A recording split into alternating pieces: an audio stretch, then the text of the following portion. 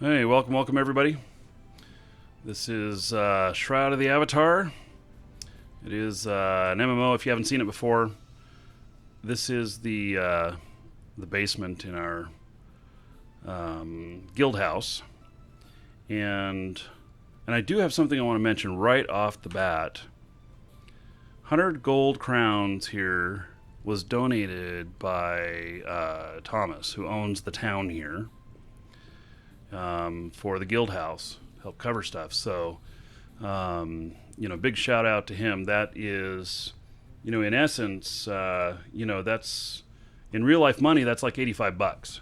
So, and that will cover the taxes on the property for 90 days. So, anyway, very thankful for that. Okay, so Shroud of the Avatar is a full-on MMO. You buy it once, and you do not have to pay a monthly for it. So if you refresh your page, those of you on Twitch, you'll see that it's not Eve any longer. And anyway, so this game is really great because it's like $40 to get in. And then there's a ton of stuff you can do, and you don't have to pay a monthly, and so you don't have to feel like you have to get as much play out of it every moment you can so you get your money's worth and everything. You can just casually enjoy it. And so this is the basement in the guild house, and we've put full crafting stuff in here for everybody, and a place to hang out. And then there's stuff down here and everything. For this is my area down here, but those of you who are those of you who don't have a home in the game, we got boxes, and you can set stuff around your boxes and stuff. Kind of dress it up a little bit. I can see that somebody here has done that a little bit here. I don't know what this is. Oh, it's a raffle ticket from R34. Wow, look at that. And then that's some cloth. Yeah. So that's infernal stuff. So, that's cool.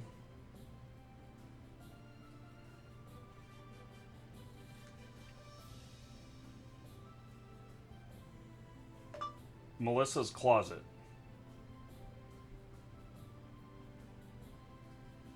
Hey, wife asking me where something is. So yeah, that is a really big ticket. It's there. This is really old world here. They didn't have paper in smaller sizes that would fit in your pocket, and so you had to take this giant scroll with you everywhere. I'm just kidding, but doesn't it sound right?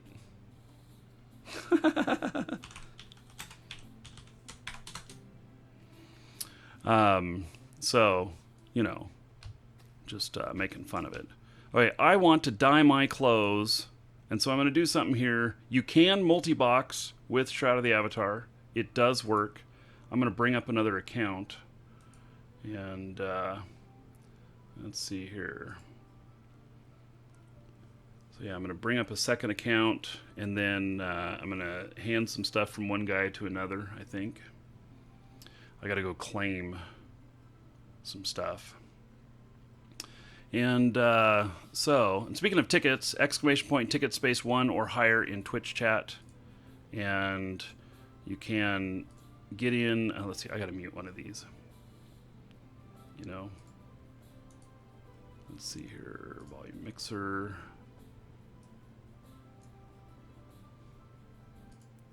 I don't know which one was which, but okay, let's see here. You guys don't need to see me putting in my password.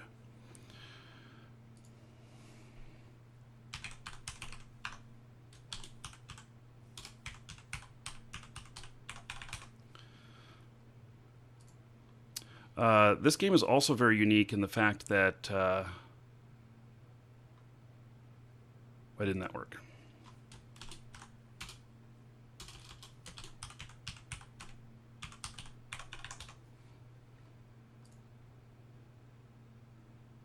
Okay, apparently, maybe I don't remember my password or something on this other account. I'm going to look it up.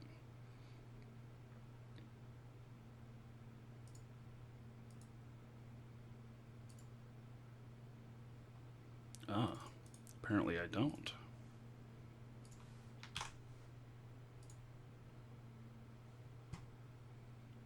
Okay. So,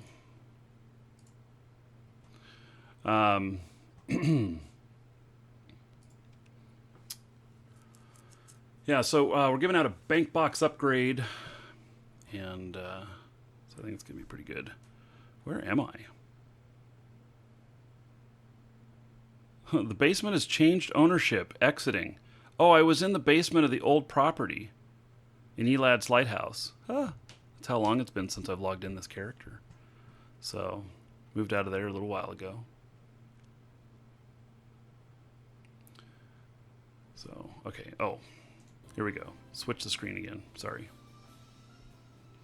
So you can multi-box in this. It's not a violation of the rules in any way. It doesn't work quite the same way as Eve in the fact of, different things. But in many ways it's similar. You can trade between characters. You could actually, run both of them together. You can tell one to follow the other and stuff. So... Wow, here's the new house that's here. Oh, it's one of these greenhouses.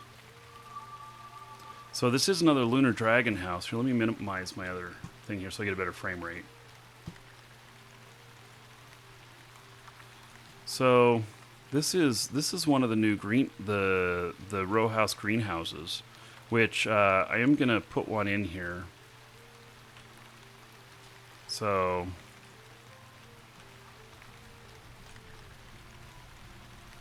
I didn't change the music. Ah, it's open. Okay, so this is wow, this place is decorated really nice. So I'm digging it. And this is a nice looking house.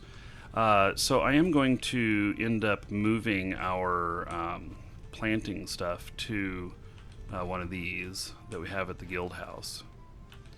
And I'm going to do that because I'm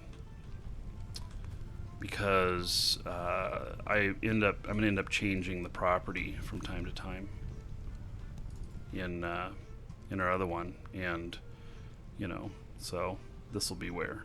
So this is pretty cool. Yeah, this is pretty good. And I'm really proud of the fact that I designed this. I mean, I was in the Portalarium offices, and I told them that that there was one disadvantage to having the row houses, which was you couldn't plant anything. When they're like, well, you can do it indoors. I'm like, yes, but you get the reduction in the grow rate and everything, and it's a pretty hefty reduction. And so I talked to them about, well, let's just put it on the top floor and make it like the elf stuff. And that, I thought that they could do it. And their objections were, which this is every time I work with people and I go out of their normal comfort zone or whatnot, they always have objections. And it's why some of the reasons why when we do some of the innovation stuff on the show for video games, which we haven't done any in a while, but Neosland, when we were designing that or whatnot, there's many times where we would not let the game developers show up, and they could watch, but they couldn't say anything. And the reason is because it's just kind of a natural thing that you go, but that can't be done. But the fact is that yes, you can find a way. And so the objection is that they have that a way to reduce lag in the game is to not have things within the view distance. And so you have you have this out the front, which they already have anyway. Oh, I hear the outdoors standing up here. Interesting. And so got this, and so this is kind of a greenhouse, but the way they're like, but you're never supposed to be able to see behind your place, and that's kind of a fundamental rule in the game to help keep lag down. And so I'm like, okay, well, why not? What I told him was build a back wall here, and why not have a water spout coming out there or something like that, so it's decorative and it makes sense. I see they put a lamp here. or maybe you know, the homeowner here did that. And you know, I'm like, just put the walls up and just make it a dome on top, glass dome on top. And then they started getting excited, and they're like, you know, we could make the whole front of it glass though, and everything. And then they started talking about other ways that they could do that too, which is that they could actually make some NPC merchant shops where you could show the stuff in the front, because you can make it all glass in the front, kind of like a department store would be. So anyway, I'm really happy to see that they did this, and it's kind of cool because I feel listened to, which most games don't do that. You know, most games do not listen to you and such. So anyway, or if they do, they don't ever give any credit, and they haven't like out loud said, "Oh, thank you, Marquee Dragon, for designing this or for coming up with the idea or whatnot." But I don't need that. I mean, so, and I'm happy to see how this is. And this house is actually very well designed for use of space, if you think about it. So I am going to be replacing the house that's our guild vendor, that's got our guild vendor at the other town, and I'm going to replace it with one of these. And actually, what I think I want to do is I want to make it. I'm going to build it. So, yeah, it is pretty cool to know you're listened to. So, you know, there's a lot of games that just don't listen and everything. So, or they do listen, but then they never acknowledge anything. And now, so some players might be like, well, you know, you gave them the idea and everything, and they didn't name it after you or some stuff like that. I don't need that. I'm okay with it being that I don't need any acknowledgement. So I'm just satisfied for myself. Zeron, no, I'm not going to play the WoW community server. I will not be playing that. So, okay, so I'm going to head over to... I'm going to be heading over to our home area. Oh, let's look at the public vendor here. You, sir, rock. So our guild here has three towns, and we have more than enough room that anybody who's in the guild can own property. So it's another fun thing. Look at that. Let's see. Damon Bourne. All right. Thank you for 5 months in a row as a sub. That is 50 gold to each and every one of you here in honor of Damon Bourne. So that's another 50 tickets you can get in on the draw, on the raffle, which is for a bank box upgrade, which is going to give you another 100 slots to your bank box. Or you can spin it on dancers or whatever you want, you know? It's up to you. Whoops.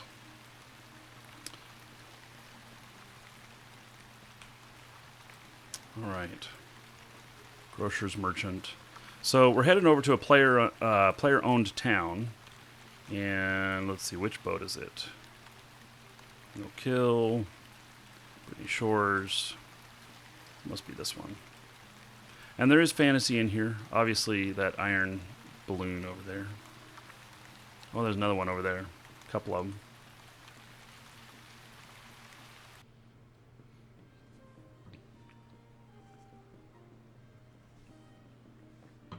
So what I'm doing is I'm going to go to the bank and I'm going to claim some stuff.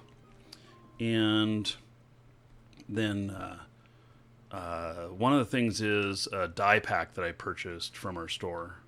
And I'm going to dye this new outfit that was given to me a week ago or so.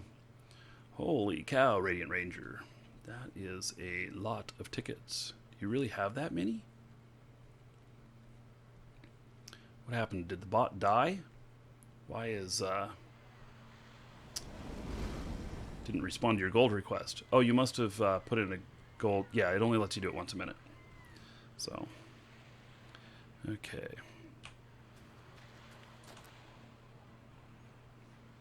It's not Kingsport. Let's see here. I gotta remember where I'm going here. So, and then once I change stuff over, then I'm gonna take this client offline because we get a little bit of jitter.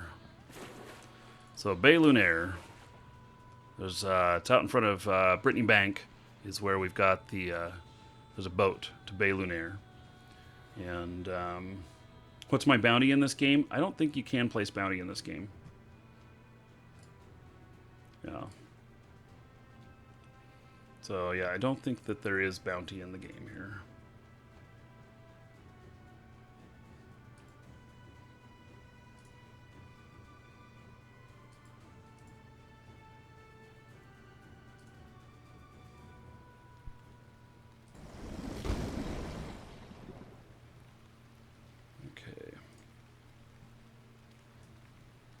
So this is one of our towns. Like I mentioned, we have 3. We actually have some more people joining the guild that are bringing another town into the guild as well. So it's kind of crazy that our guild is in the top 10 for membership. I don't know exactly where it is in there, but we've got well over 100 members, and there's always people in here. And I apologize, everybody. Normally I do a show on Thursdays whenever they do a release. I'm gonna be away at a conference, so we're gonna do that when I come back. It'll be a little bit late, but do that when I come back. Okay, banker, what do we got here? Also, I got my raffle deeds here for 34. Let's claim rewards. I think I handed everything over to my other character. That's why he has nothing. Must be. Claim rewards. I'm pretty sure I had a... Yeah, there it is. The green sparkling dye. Let's see here. I'm going to hand that to my other character.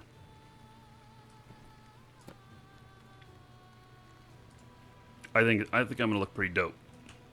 I think it's going to look good.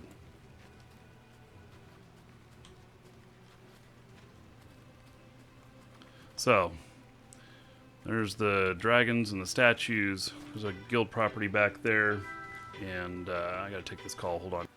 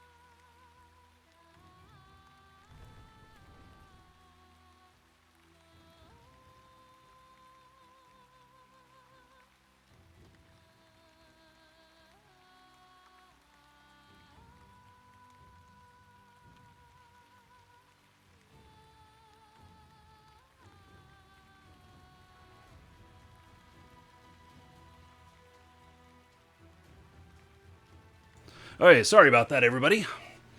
Yeah, yeah, anyway, the person who called, I needed to talk to him, but he'll talk and talk and talk if you let him. So, did I see my showgirl? Let's see here. Oh, okay. So this is a little house here, and this is the one that we're gonna replace with the one that has stuff upstairs, and we're gonna rent out some rooms and everything. So coming in the next release, I believe, is the room rentals, unless they bumped that out. So, Infernal, you are so dramatic. You're like my kids. You know, you tell them it's time to do their chores or homework, or go to bed, and they fall on the floor and go, wah. Yeah. Is that right, Infernal? Yeah. Oh, yeah, I haven't been in the house yet, or I haven't looked yet to see the snow girl. I know what you're talking about, yes. So, let's see here. Looking at what's for sale here. Well, a Viking 4-story roam home. Yeah, okay. So, let's go give this stuff to my other character.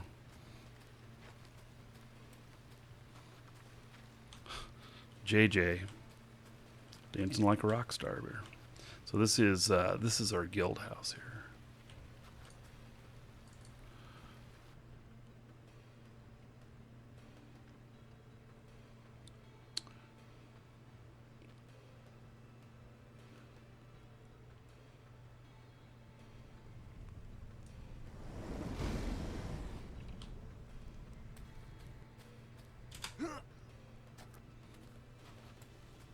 All right. It's kind of weird. I'm like side by side here, you know. Yeah. Trade.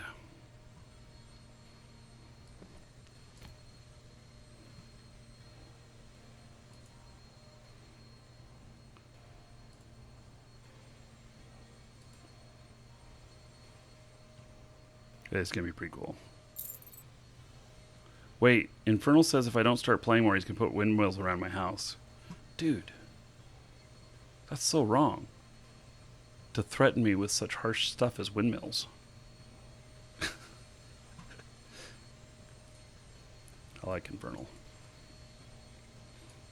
Until he puts windmills up. Okay, we're going to log this guy out.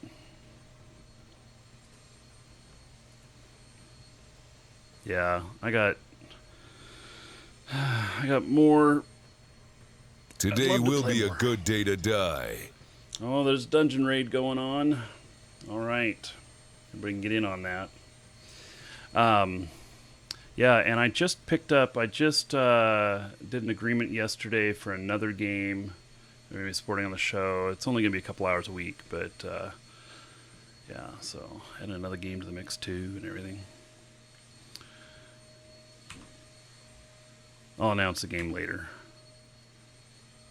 So, okay, so I got this magic sparkling die, and it should show me preview on this. I think this is how you do it. There you go. So, yep, we're going to be magic sparkly. So, okay, apply that. Yes.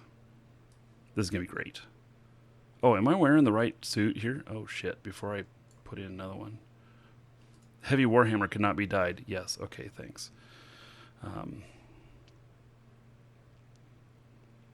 Yeah, this is the good set. Okay. So, just making sure, you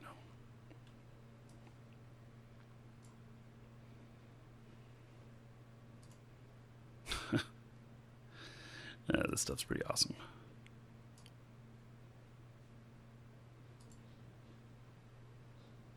What I'll do is I'll get blues for the secondary color, and then this is going to be kind of a mariner type thing. So let's see here. Okay, so I think that's everything. So it's kind of green. It's green sparkly. You know. So a little funky monkey. There are no skill limits in this game. So Grey One's asking if there's skill limits like there was in UO. And this is the spiritual successor to Ultima Online. There are no limits. Now, there are theoretical limits. But there's nothing stopping you from becoming the #1 person in the game on a particular skill if you really wanted to do that. But it has diminishing returns the more that you do. Messaged me in mod chat pertaining to the guild property. Okay. So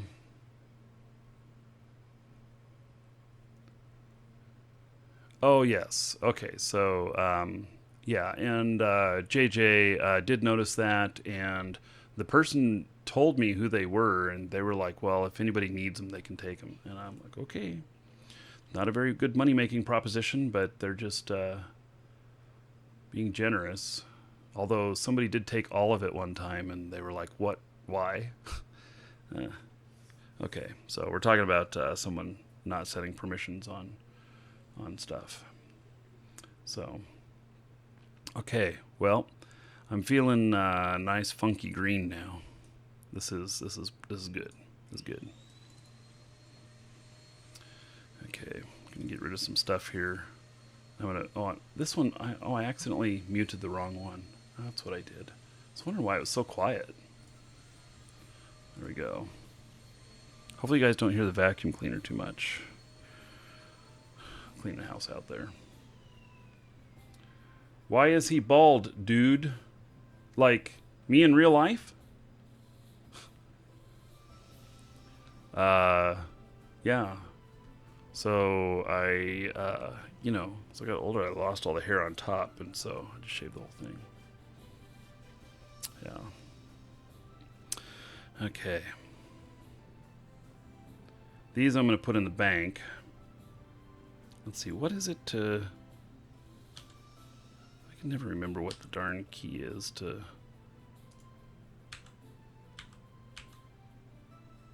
Trade. Oh, Infernal's handing me something. Okay. More sulfuric ash. Really? That's just a gift? Did you like...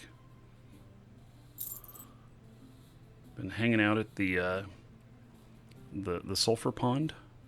Thank you.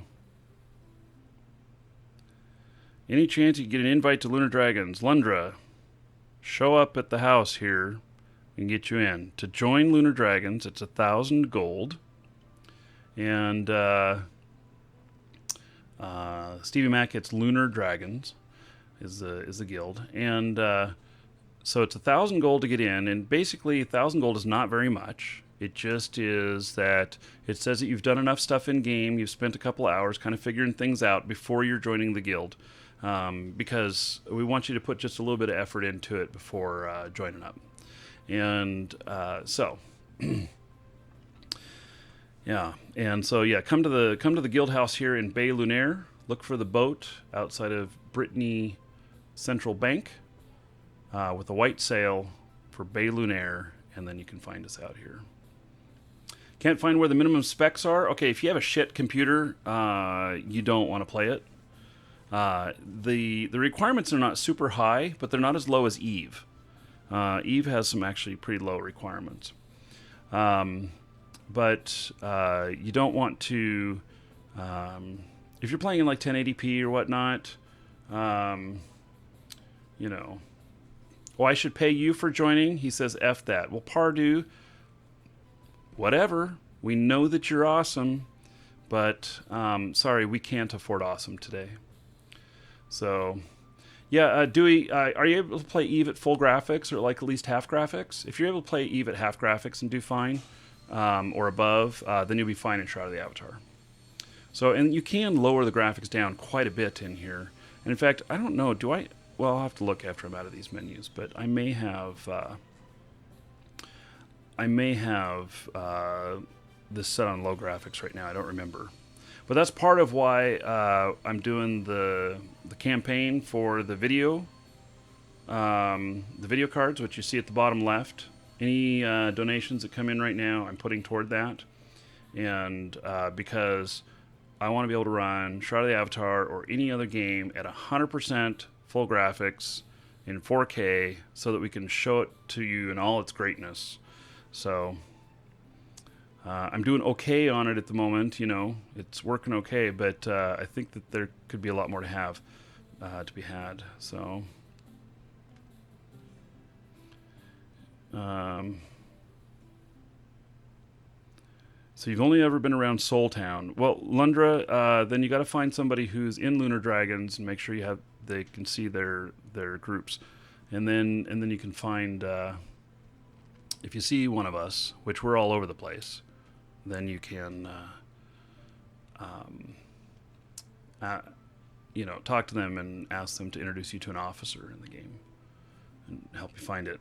But yeah, if you've only ever been to Soul Town, you got a little ways to go.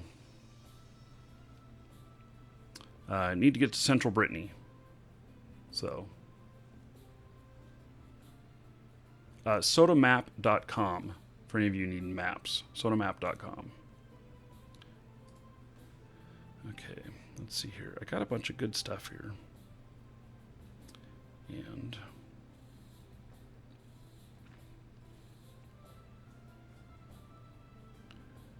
And then I don't know how to make those houses, so we're going to have to figure that out.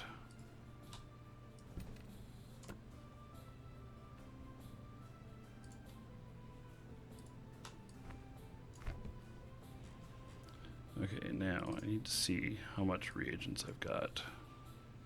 Okay, I've got enough sulfur. And thank you again, Infernal, for that sulfur. I'll put it to good use. Corpse wax.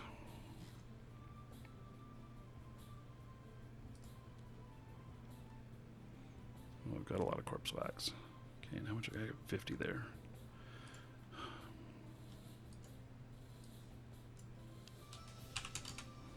Got too much mandrake on me.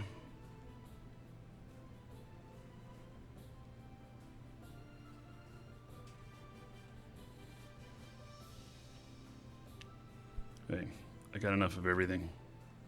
It's good.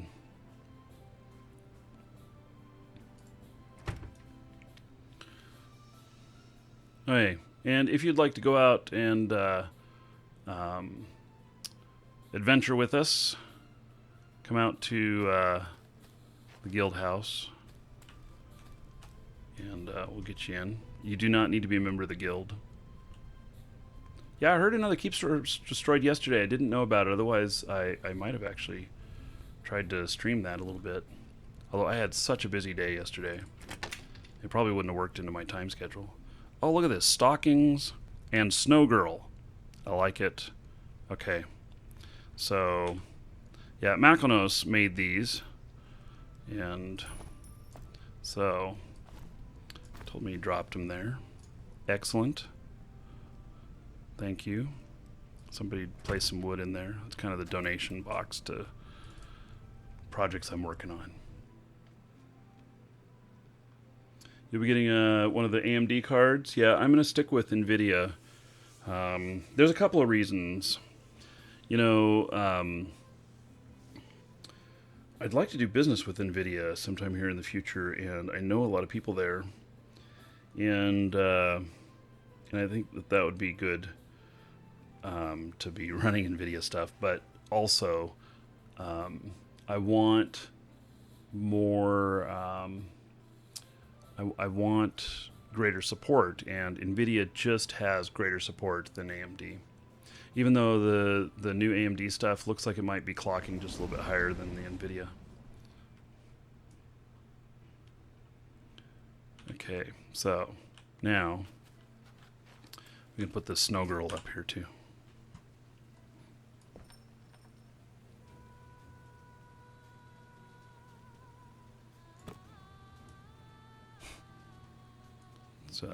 It's funny. And I do have this at the lowest settings right now because I'm running 4K. So it's lowest settings on the graphics detail because the game looks much more amazing than this. It's higher. Yeah, let's go hang those stockings up too. Let's see. We don't have a mantle.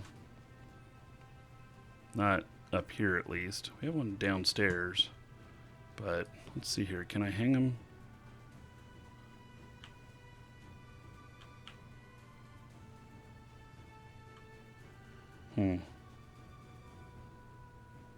I guess they have to be hung on a... Maybe they have to be hung on a...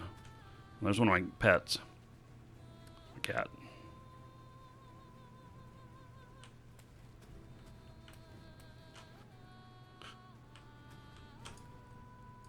So, and I'm going to go make myself... and another one of my pets. Little air balloon. try and hang him up downstairs.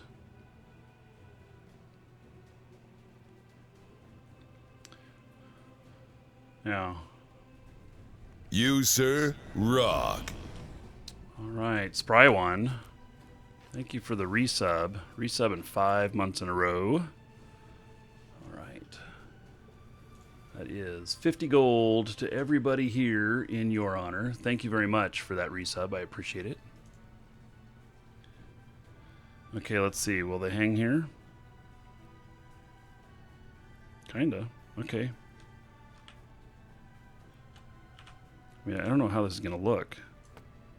Yeah, that looks kind of crappy, doesn't it? It just kind of feels like it doesn't, like it kind of clips wrong. That one looks a little bit better. That one. Yeah, to do this, I gotta to fix it.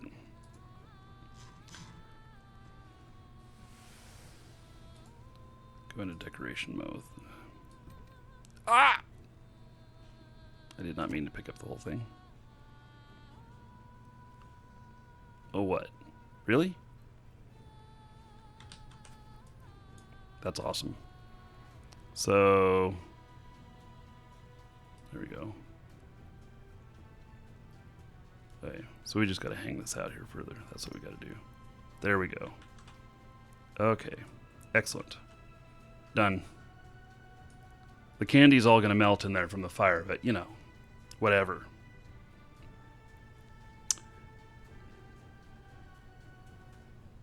Okay. Turn that option back off again, because what'll happen is I'll end up accidentally picking stuff up.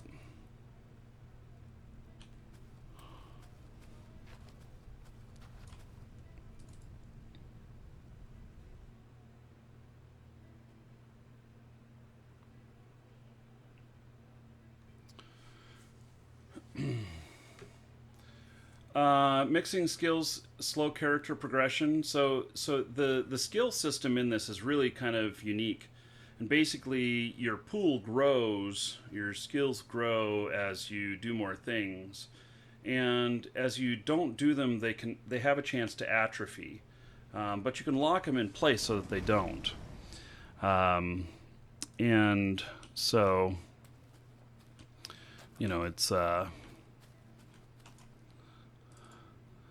just interesting how it works. So, okay, so I assume all of you guys want to, that you guys are wanting to go out.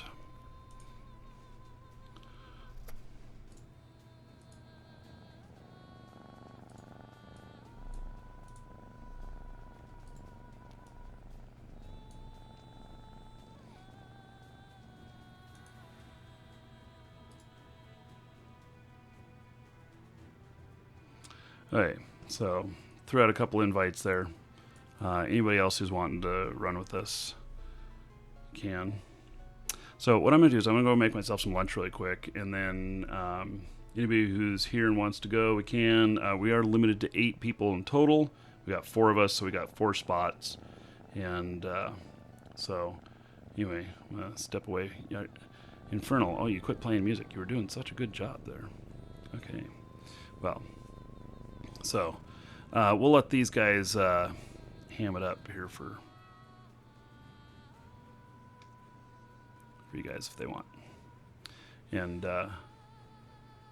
Infernal, you can play some music for everybody if you want. I'll be right back.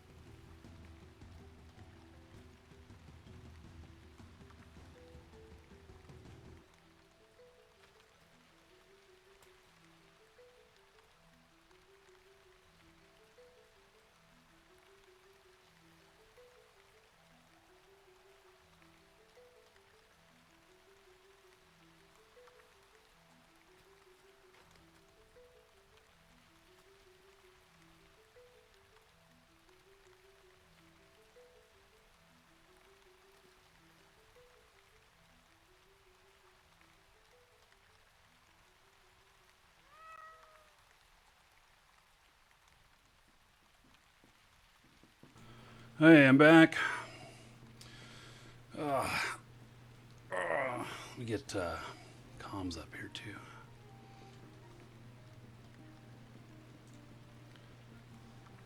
Howdy, howdy. Got Discord up now too. For those of you who are in the party. Oh, my back. I feel like it needs to pop, but up high, so it's hard to get to. Okay.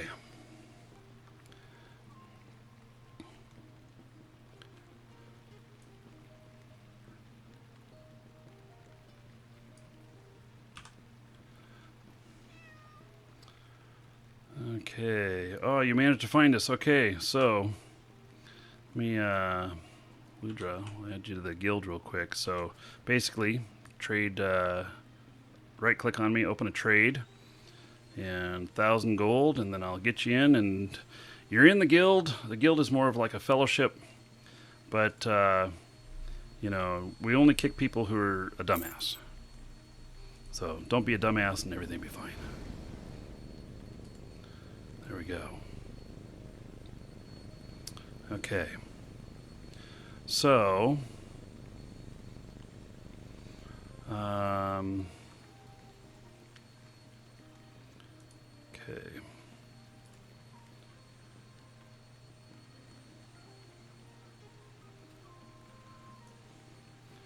Okay, so who else have we got here that's wanting to go?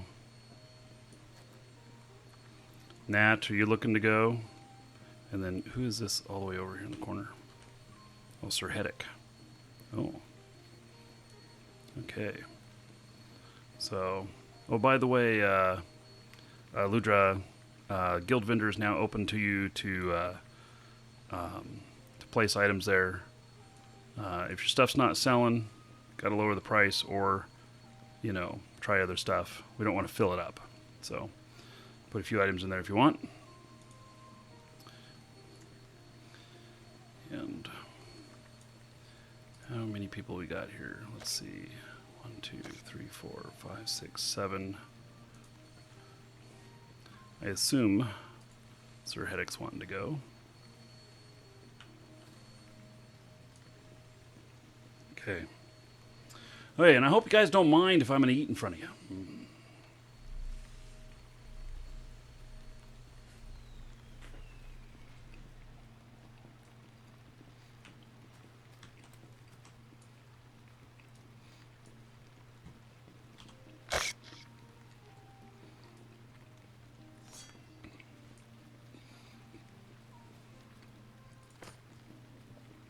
Pritchin.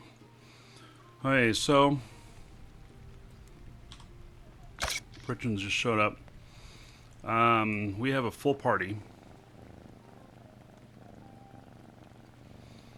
So I apologize. Yeah, I think we're full. So, and I wish I could pop my back. It's like right in between my shoulder blades. So, Pritchin, you can tag along if you want, but what happens if we have somebody at a party? You may or may not get XP for things.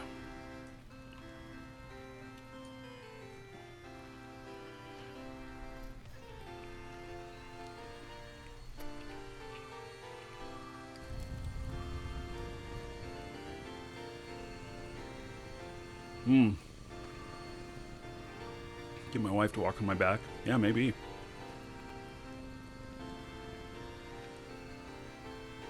I have a set of those flaming bagpipes, but I don't know how to play them.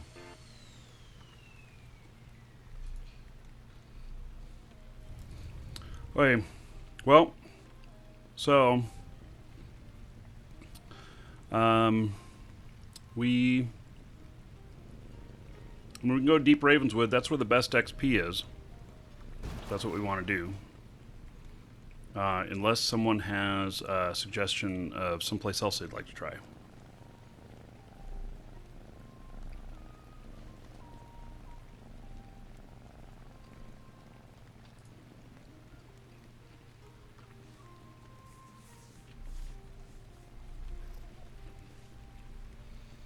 Hey, well, nobody's saying anything. It's definitely the best XP place, so. Sounds good to me. Oh, and if you need talk rights, and you've not been given talk rights, we'll have to start getting those done up.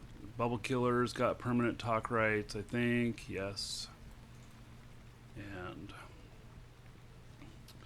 let's see here.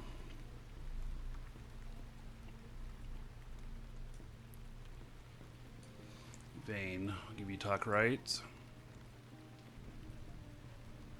You, sir, rock. In order to get them active, though, you have to exit the live shows in Discord and come back in.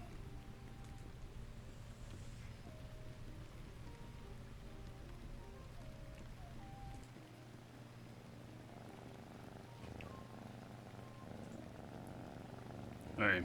If there's anybody else in the party that that needs talk rights, let me know. So, let's head out.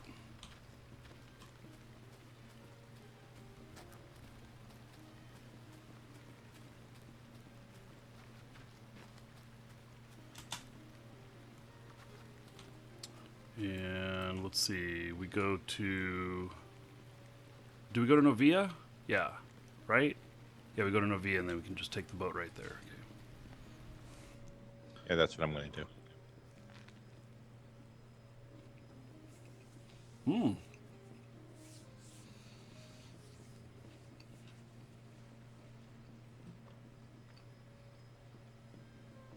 Oh, hey, Bubble Killer. Just resubbed 3 months in a row. All right. 30 gold to everybody here in Bubble Killer's honor. Now, Bubble Killer, are you on comms? Yeah. Yeah, I'm here. Did you see that I added a male exotic dancer just for you? What? If you type dancers in Twitch chat, there's a chance that you'll get a male exotic dancer. Ooh, Yeah. buddy. For the ladies. Mm-hmm. Yeah. You know, you may not get... Oh, you have to... It's exclamation point in front of it.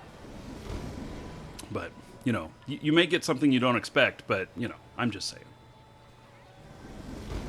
Oh, you got him! All right. Yep, that's pretty great. Okay.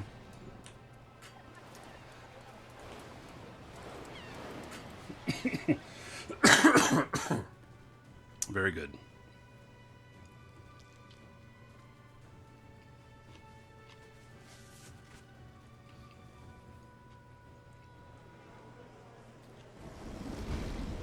Oh, and just a little thing. Cyanide is Strybog, so if you can give him talk rights. Yeah, when I don't know, I don't do anything, but... Okay. There we go. So, yep, Cyanide. If you hop out of live shows and then back in again, you'll have your talk rights enabled. All right. Yo. Yo, yo. Yeah, we've been doing a few XP runs. I want to. It'd be nice to see what they add in the next publish. I'd like to really find some other areas that, you know, give similar XP or similar challenge too. So, you know.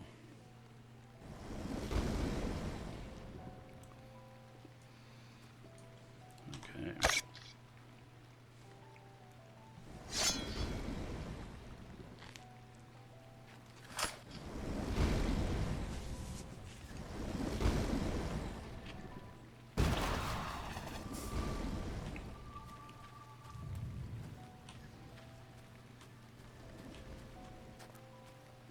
Well, this sparkly stuff ain't bad.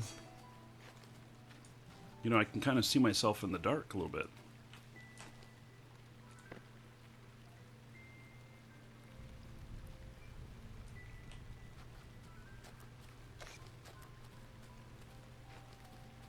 Have I gone back to the Rise lately? No. But and maybe that's what we should do. Maybe we should come up with a list of places that are, kind of the same, and we can kind of like cycle through them and stuff.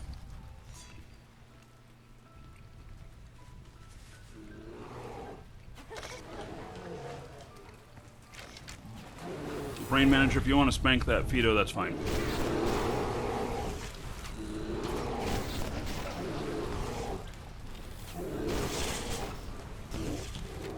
Let's see here. 100,000 on adventuring, crafting, but 100,000. Okay.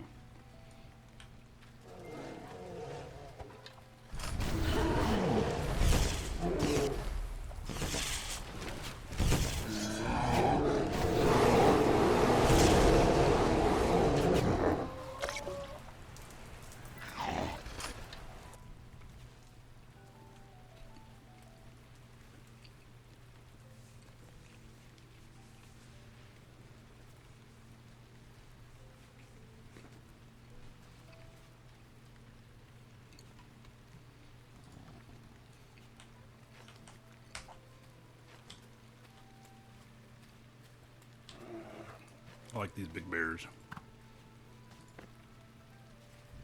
Oh, I missed him. He was too far away.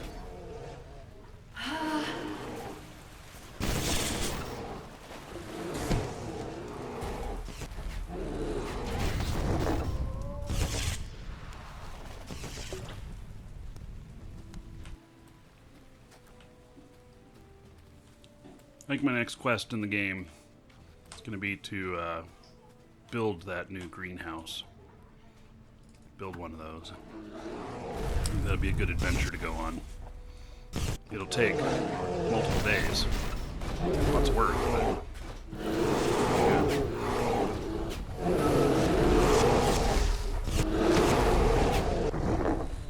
Are you talking about the row house greenhouse? yeah. Yeah. Yeah, so they have one that you can buy in the store, and then there's another one that you can build. Yeah, ours is glitched out right now because we actually have one we bought from the store, the ornate one, and it actually, the growth rate up top is wacky right now. Well, what's the matter with it? It should be ×2. It's saying 0.5, which is very strange. Or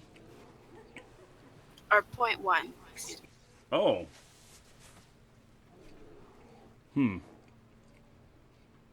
Yeah, and one of my large planting beds is completely glitched out and won't grow anything. Well.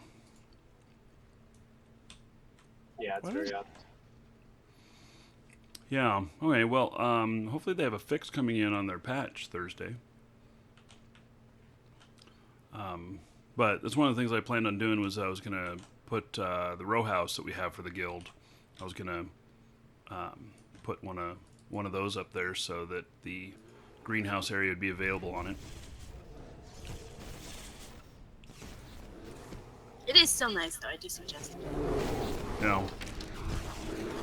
But it'll take me a little while to build one of those anyway, so, you know.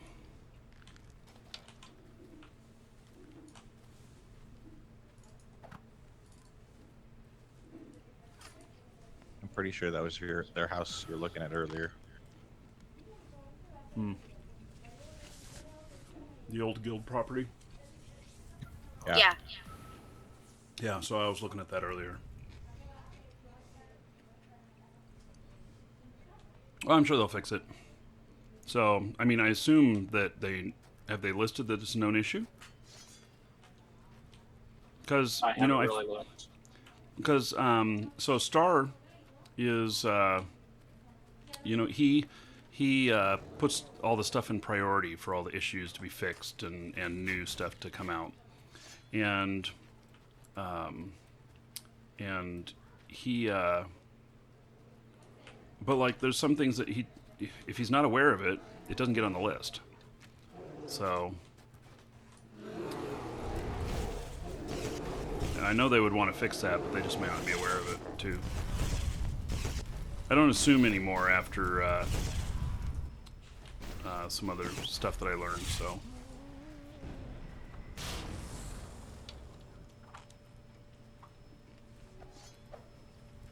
skeletal archer up there on the hill.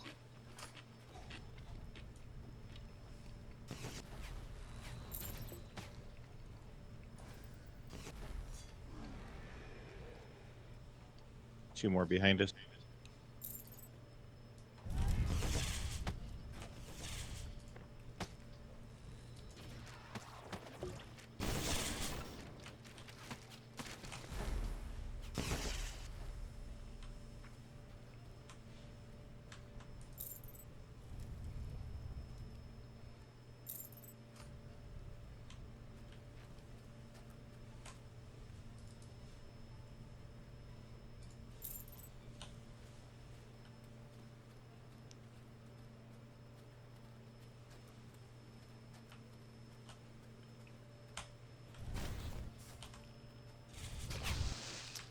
They are alive.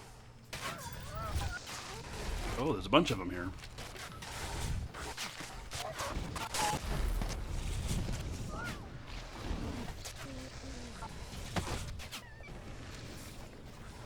My sounds are glitchy today a little bit.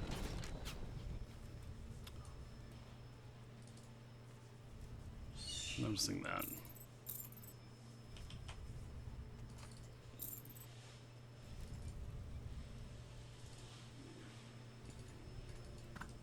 I guess I can't loot these.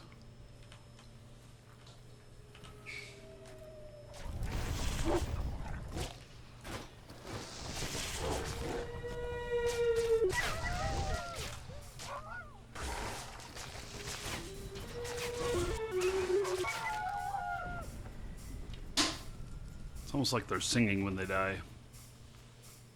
Same sandwich? I don't know. I mean, it takes me a while to eat for talking on the show. So, but I figure it's better to just eat my lunch while we're doing the show than to put the show down for a half hour.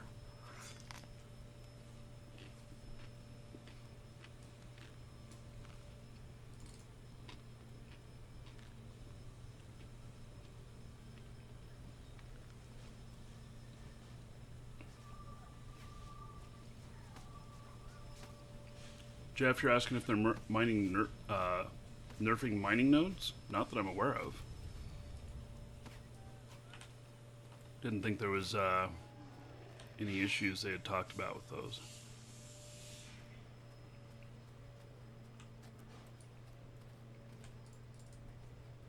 The only nerf so far I've seen is they nerf somebody gets experience dropped on the lower levels. Hmm.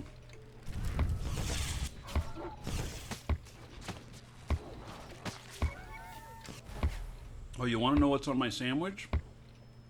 Let's see. Whole grain bread. Lemon pepper chicken.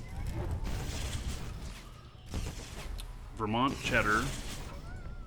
And jalapeno bread and butter pickles. And Miracle Whip, because a sandwich just isn't a sandwich without Miracle Whip.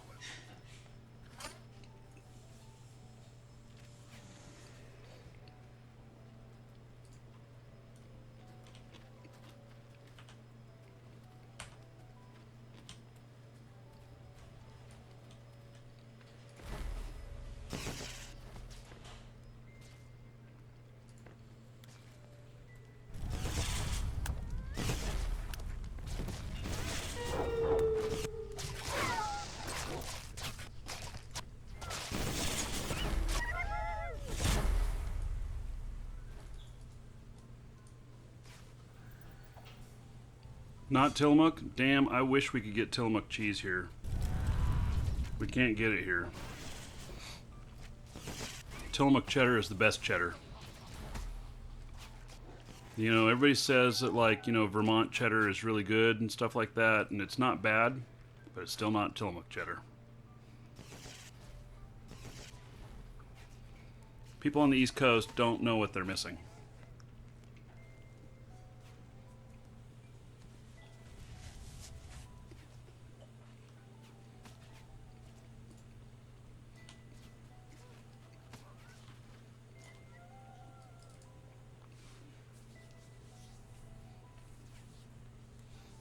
If I had a lot of money, I would just order some Tillamook cheddar and have it shipped to me.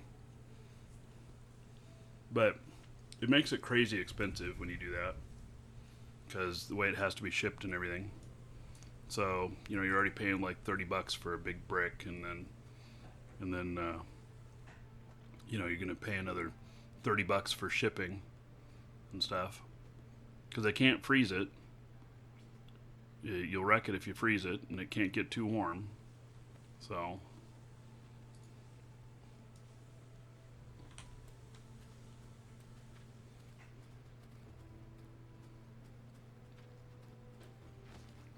well, there is some East Coast sales of it probably, but it's just insanely expensive. I did see somebody posted in New York that a brick was like $70,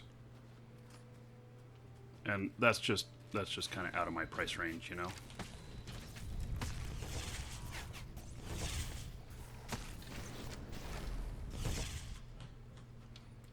You know, we had it good living in Oregon because it was everywhere, and you know, you never gave a second thought about it.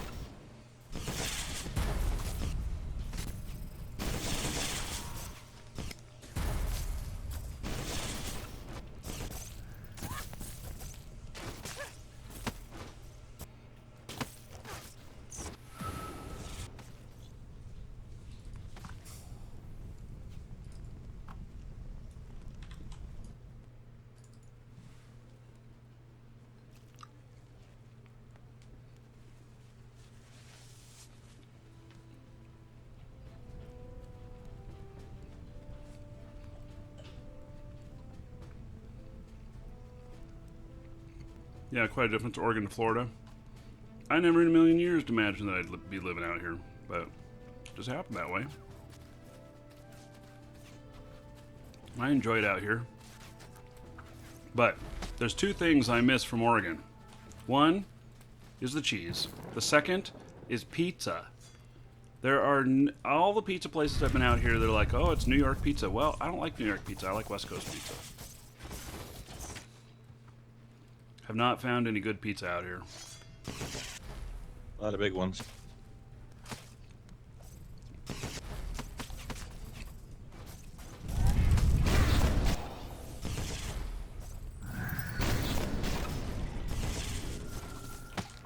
Holy cow.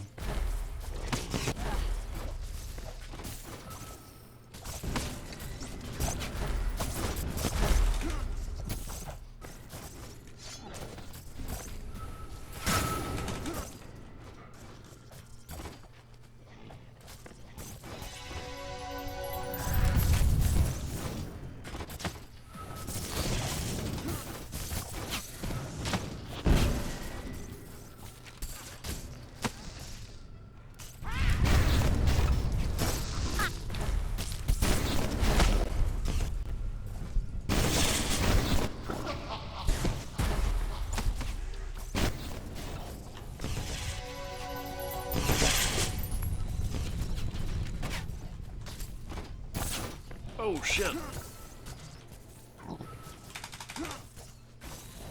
Another one appeared back there.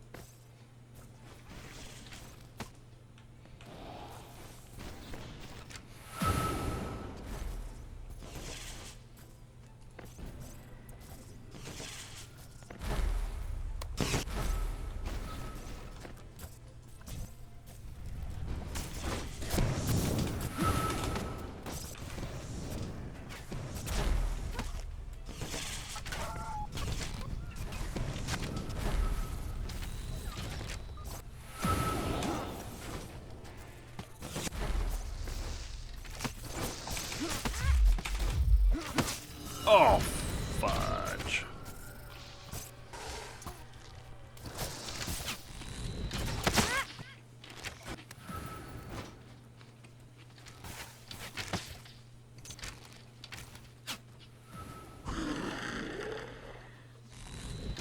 Blue Mountus. I'm into Chicago deep dish. The Chicago deep dish is the closest thing to it. but not.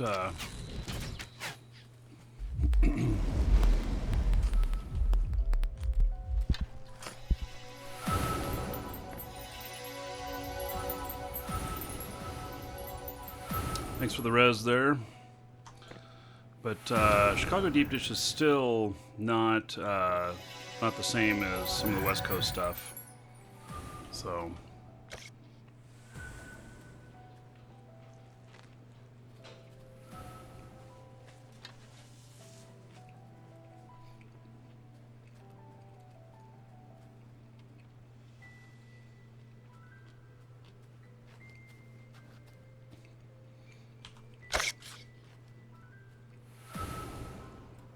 I've never used any other of the elementals other than fire, so just in a care package and try it. Well, I can't get it often. Now, I do really like, we have Papa Aldo's. I have to drive 2 hours for Papa Aldo's.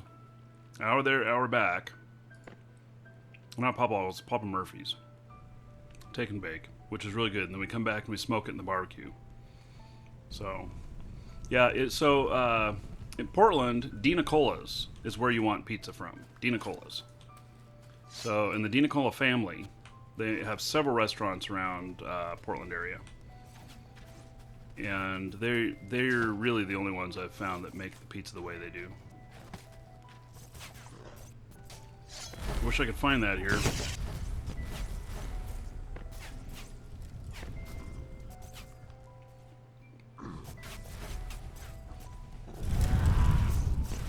Cheddar in the UK is the best. I've not tried it, so if I'm over in the UK, I will.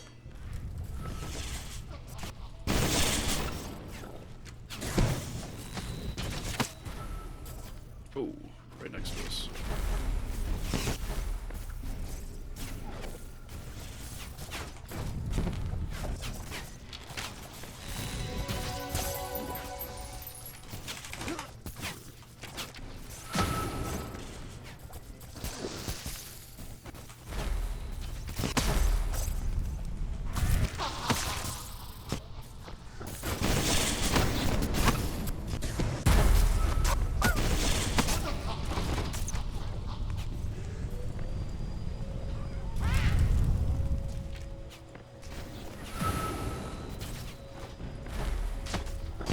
This is why this area is such good XP. I mean, I have not found anything in game that duplicates the kind of action we can get around here.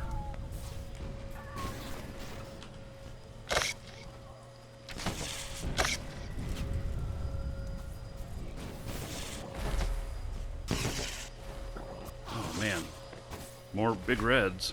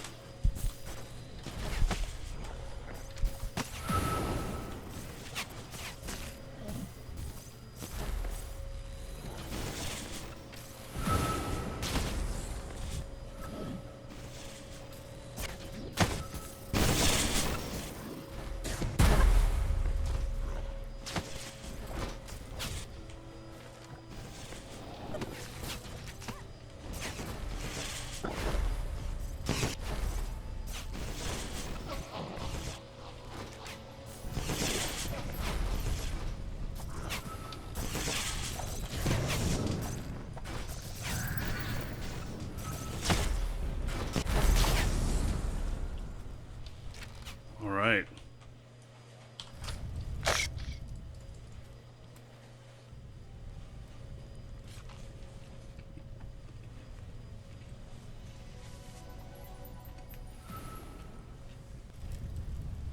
So Papa, like Papa Aldo's or Papa Murphy's? So Papa Murphy's originated in California, and Papa Aldo's, or Murphy's Pizza originated in California, and Papa Aldo's originated in Hillsboro, Oregon. And then they merged and became Papa Murphy's. And anyway, their take and bake's really good. And they have them all over the West Coast. So there's a couple here in Florida, but I have to drive to Ocala. The person who owns the rights to my county and the county next to us went bankrupt, and they have the rights to this region, and so nobody else has been able to open one. And so I have to go all the way up to Ocala to get it.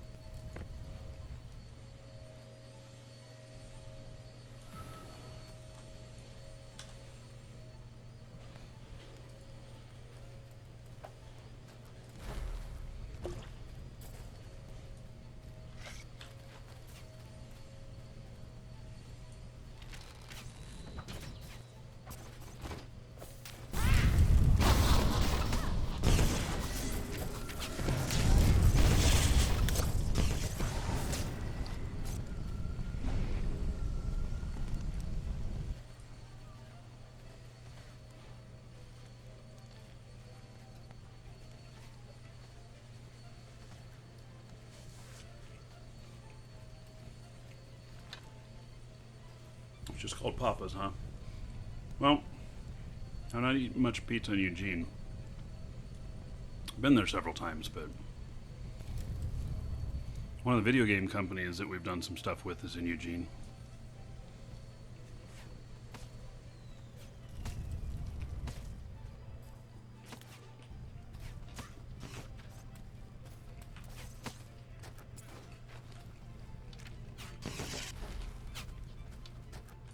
Listen, people have been asking all day if I'm going to play on Nostralis. And the answer is no. So, I can't be supportive in something that is against a game publisher's wishes.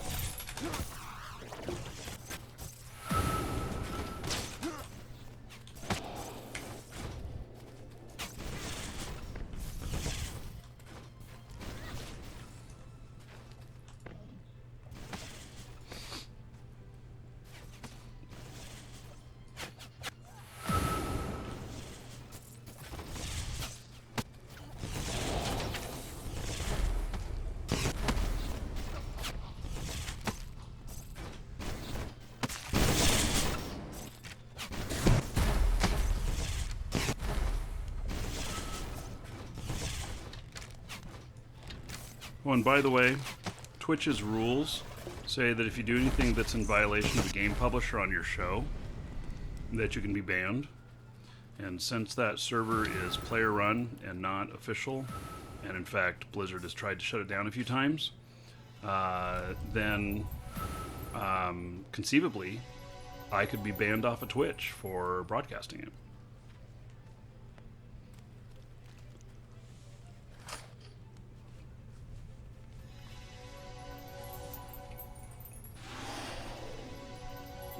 No, I'd never use a shield. I get an incredible amount of DPS dual wanding. I mean, I suppose I could try it sometime, but...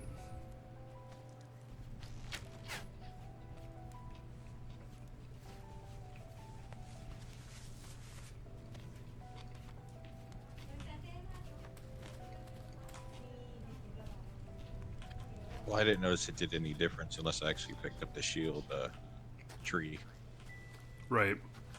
And for a mage to start carrying armor, I don't know. It's not meant to be.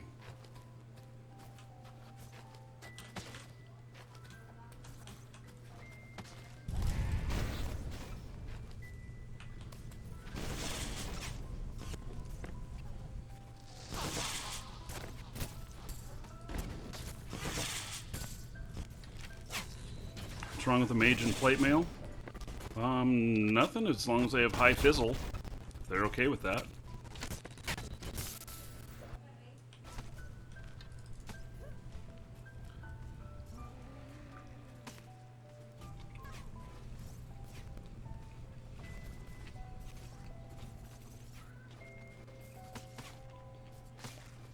Android Panda, good to see you, buddy. Yep. This game keeps getting better and better. And been doing well. How about yourself?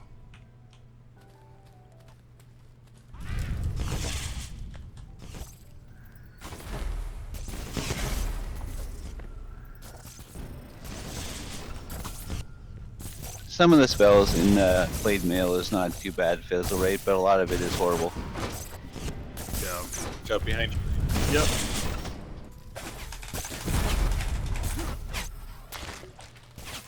Like fire magic, I can't use any fire magic while in Blade Mail, so. Right, I'm a fire mage. That's what I specialized in, you know? So.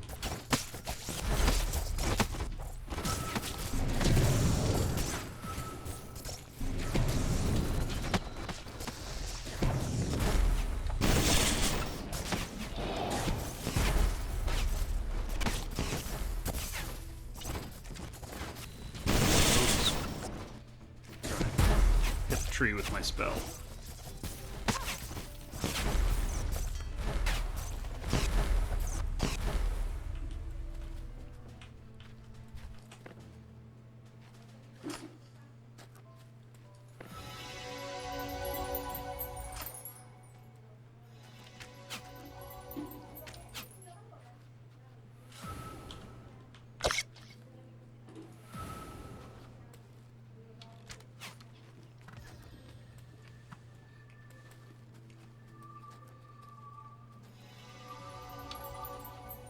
Kind of sucks that the death magic is kind of high fizzle rate for armor too, because I wanted to be a death knight, but that kind of put a clinch on that. Mm-hmm.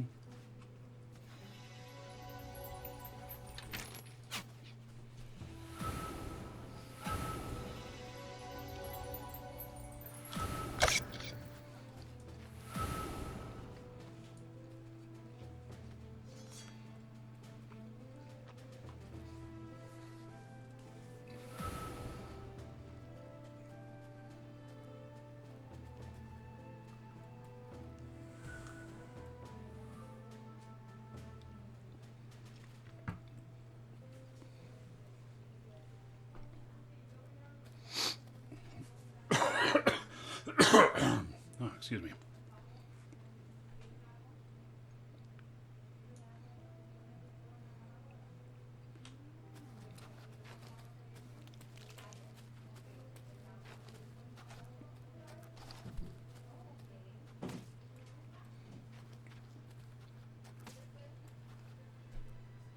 You're doing it wrong then, because I have my death ray is at 89, and I have a fizzle rate right now of 100%, so I could not use that at all. Wow. Maybe I'm doing something wrong there, I don't know. And my death touch is the other big one. It's at 81, and it's 57.4% fizzle rate, so.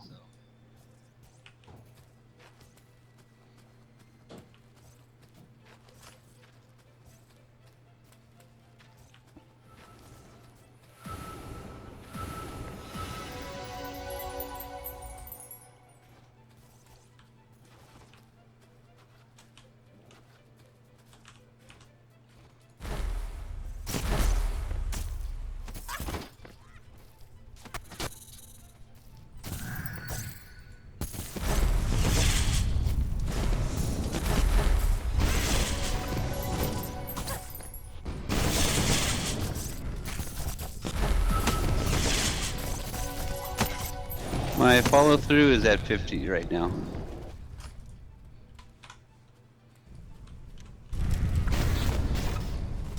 I could get that higher.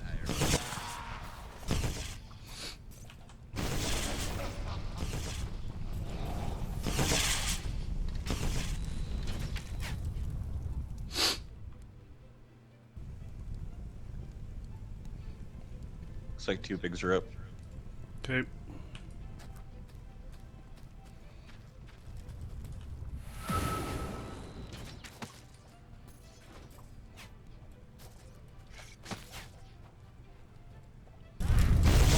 Friend.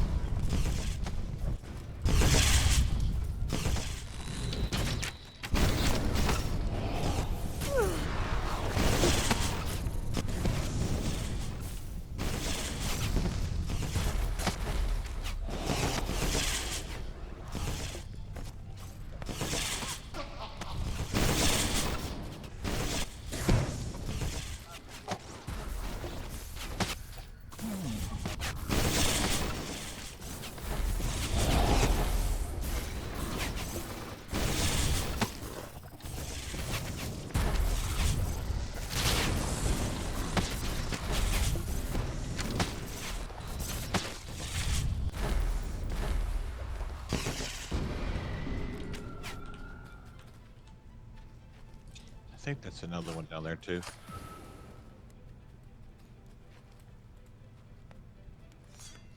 Yep.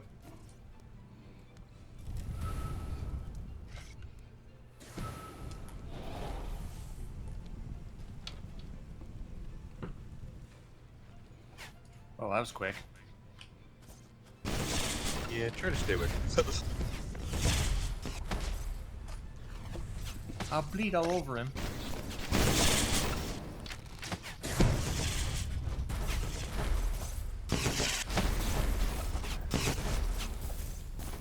Gilligan down, Gilligan down.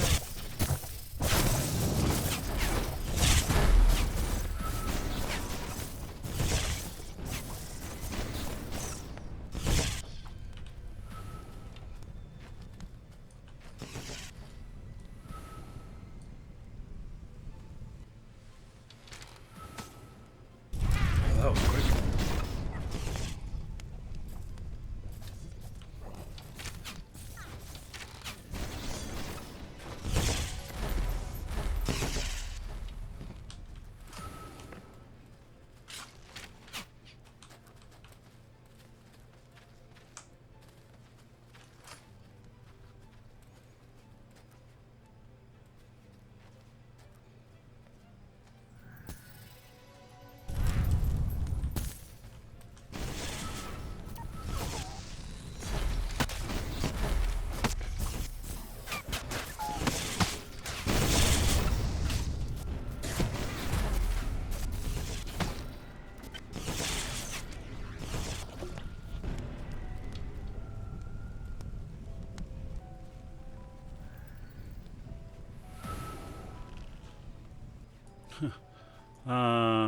Michael Meyer, if you're not a follower, follow and it'll give you another 10 gold.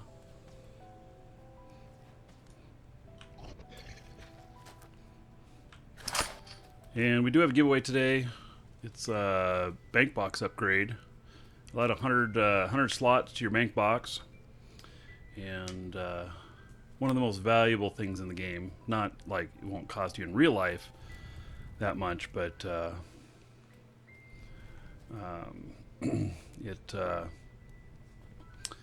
is one of the best items to get because we all need more bank box space. So it's !! ticket space 1 or higher in Twitch chat, and so you can get in on that drawing. We'll draw near the end of the show. And that's something that's provided by our store. ! bonus in Twitch chat, or there's a link in the description in YouTube for the bonus code, and save a few bucks if you need anything for Shroud of the Avatar. Plus, it'll give you, well, it'll give you a little bit of cash back is what it does. That's how it saves you some money. And it supports the show.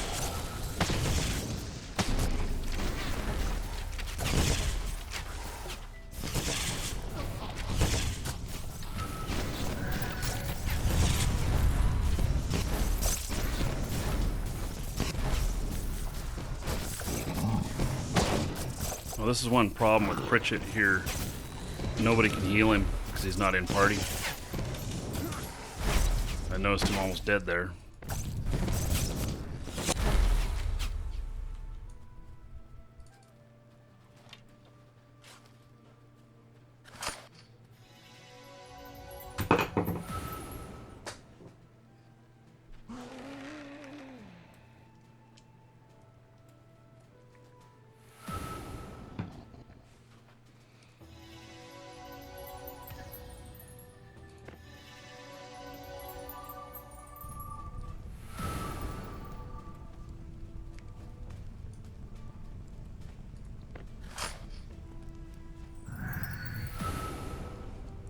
I'm getting a few levels up.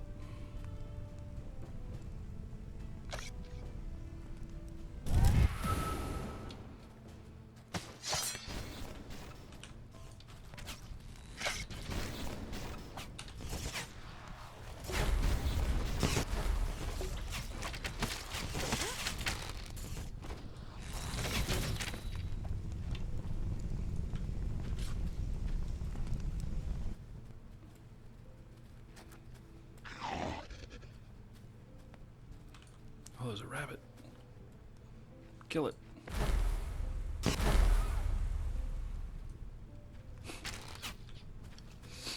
I'm so cruel.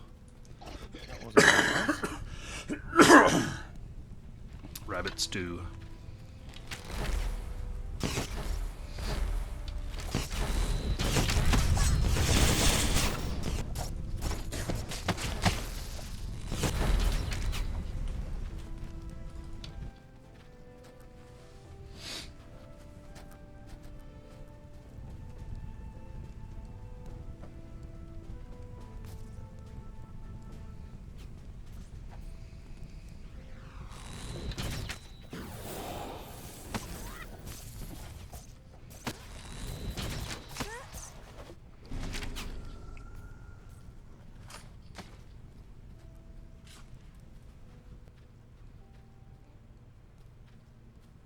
You, sir, rock.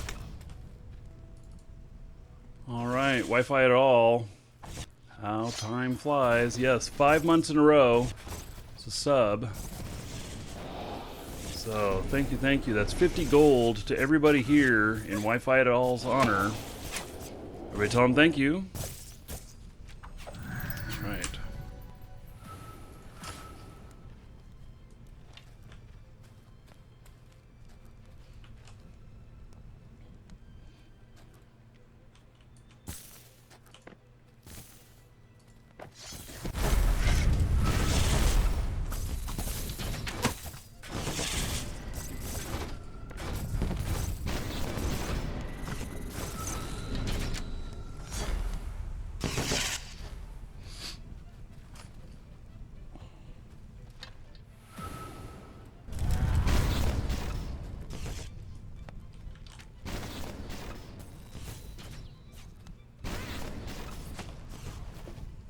Oh, here comes another big one.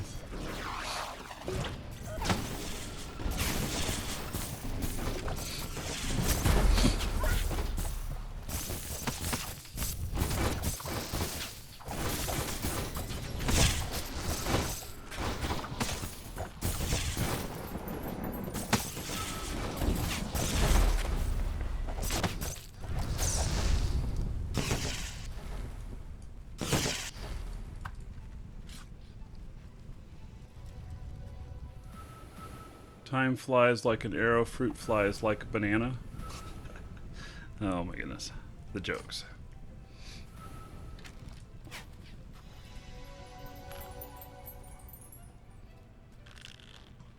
I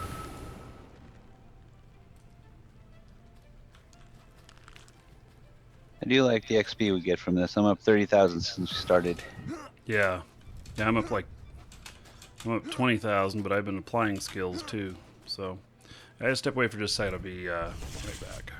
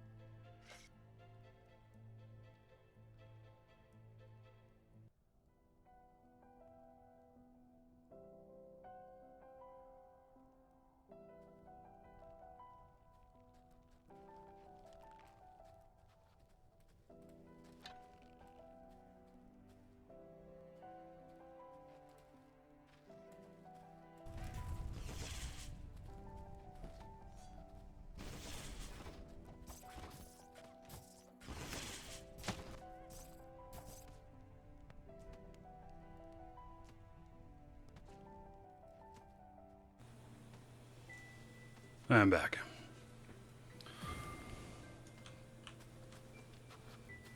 Oh, I see my hot tamale still running around here hitting stuff. That's great.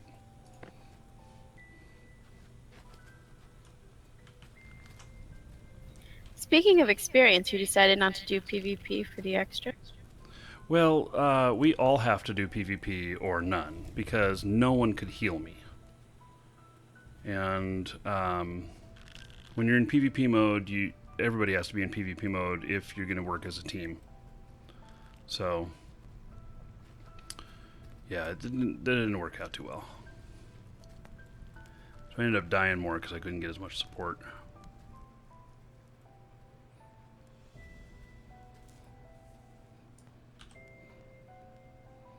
Somebody last night in chat was saying that they got a 94,000 gold payout from PvP match.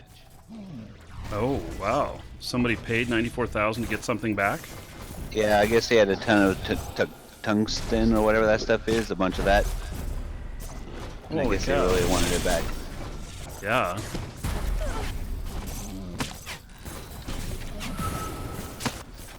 It's interesting. You would think that you would put yourself out of PvP mode if you were going to, be transporting something like that. Or have an alt. Or split your stacks too. Yeah, that's right. And that was another thing that was kind of a pain in the butt, which was that, all my reagents, since I'm a mage, I can't afford to lose one, full stack of reagents. Otherwise, I'm, 90% disabled. And so I ended up having to make a whole bunch of stacks of them. And, yeah. And I'm not very good at PvP. The people who focus on PvP seem to be really good at it. Looking at that stack that he was dropping, I'm willing to bet that he could have gotten far more than 94k off the market if he sold it all. So that's probably why he wanted it back. Yeah.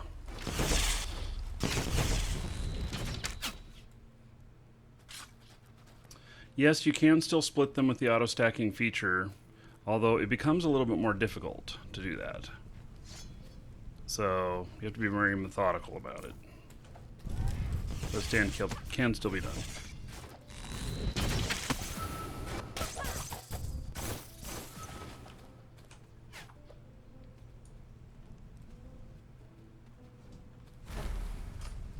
Oh, and you can turn off auto-stacking? I didn't know that. Yeah, it's in the option. Well.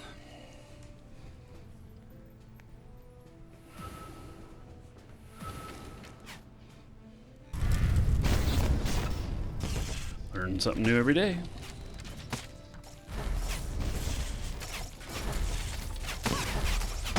I find the easier way to do it is just go into deco mode.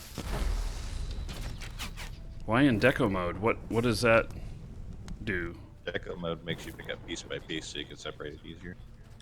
Oh, I didn't know that. Okay, that's two things I've learned today.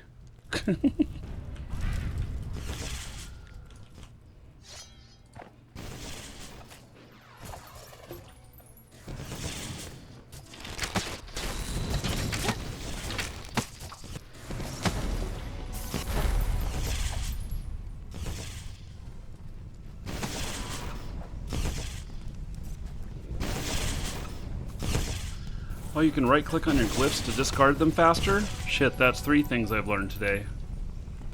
I didn't know that. Let me try that.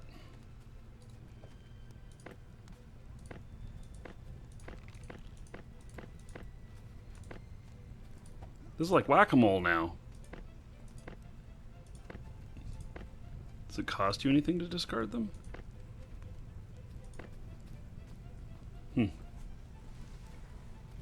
Does that, if you discard them quicker, does that mean shit pops up quicker?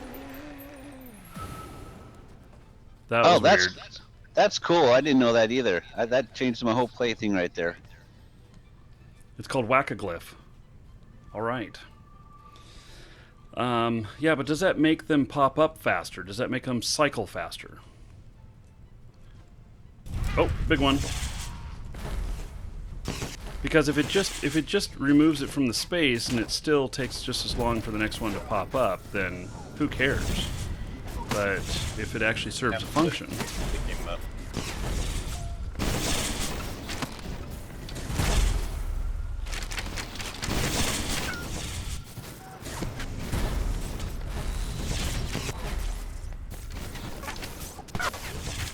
I can't tell you how many times I've stacked stuff just to make space for more stuff, and if I could just get rid of it for good, that's a good option.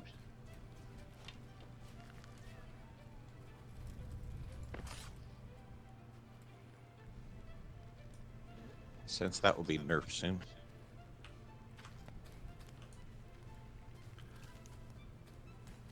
Oh, and you can use control along with the number if you want to use keyboard commands to do it. Okay.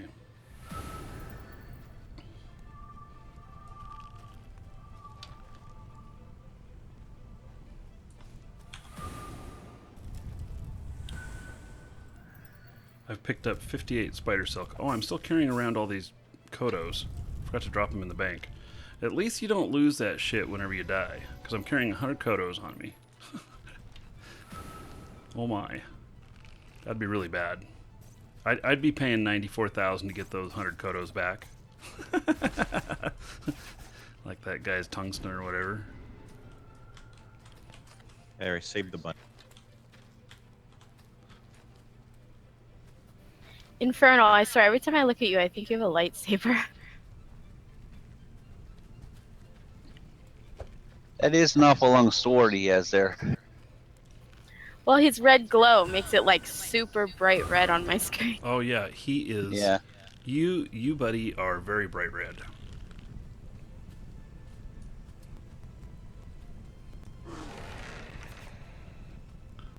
He's Yeah. evil from the dark side. I should put my cloak on. Sith Lord. Oh, and then I'd be Christmas colors. Because it'd be me glow bright red too while I'm in green. I'm gonna have to do that.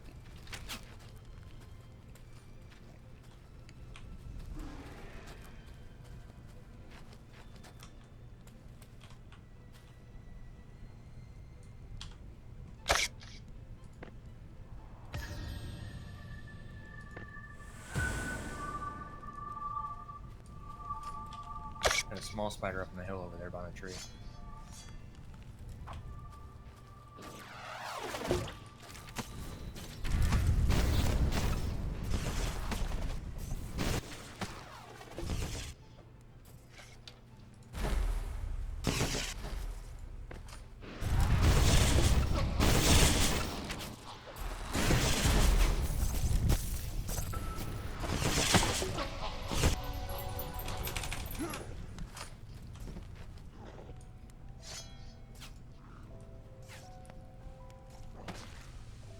Yes, Samurai is Shroud of the Avatar, spiritual successor to Ultima Online.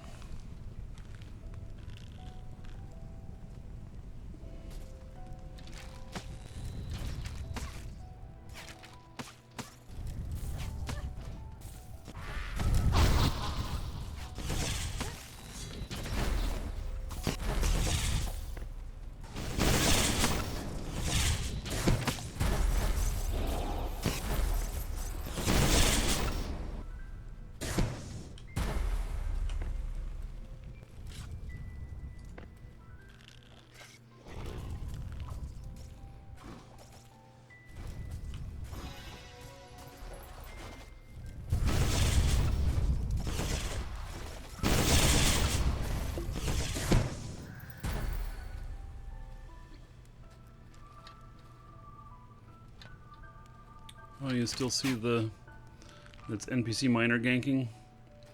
Yeah, you have to refresh your page on Twitch. It won't. It doesn't do that automatically.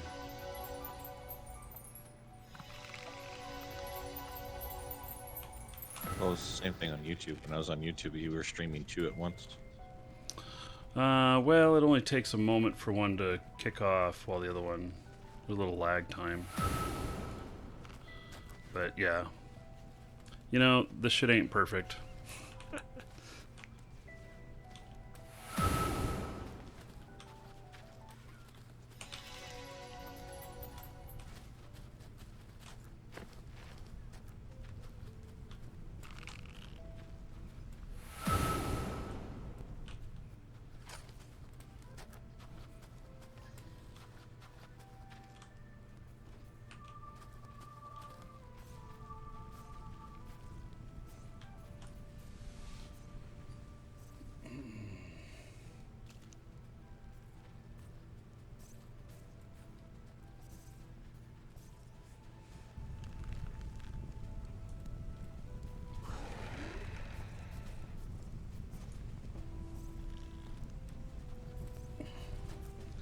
man, my back.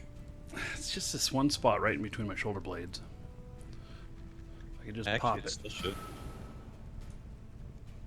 What's that? I just refreshed the your main YouTube page and it still shows 2 live shows right now. Oh. Yeah, and one's a black screen. Man, I forgot that I have to actually press a button. For 4K, they don't use the standard stuff. Alright, let me fix that. Completed. Oh man, can I? Shit.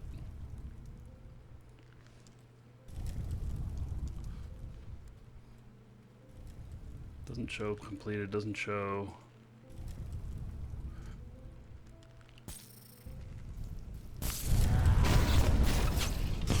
Well, I can't get to it to edit it. Just push the button. It's not yet. I don't know.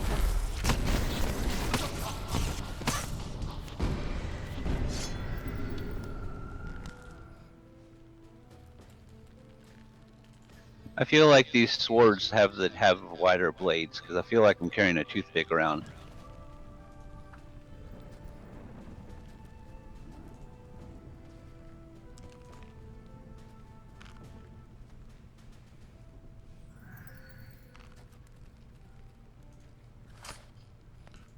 Like little olive skewers. Yeah.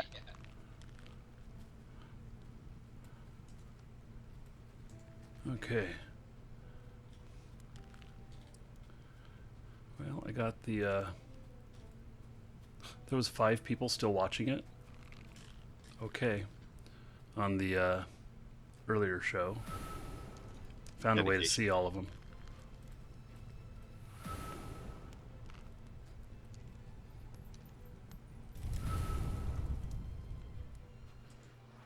Yeah, apparently I can have multiple shows broadcasting simultaneously on my channel. Isn't that interesting?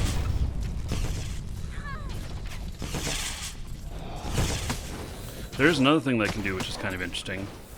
I can have 4 cameras running simultaneously on one channel. And then you can pick which camera view you want. I've never really done it on a live show before, but I fool around with it a little bit. Big boy.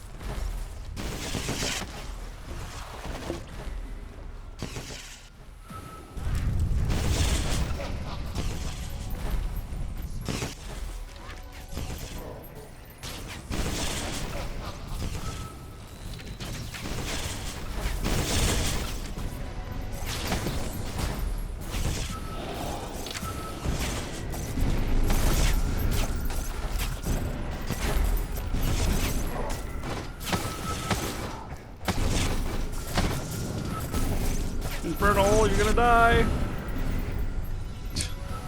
Wow. That was close there, Infernal.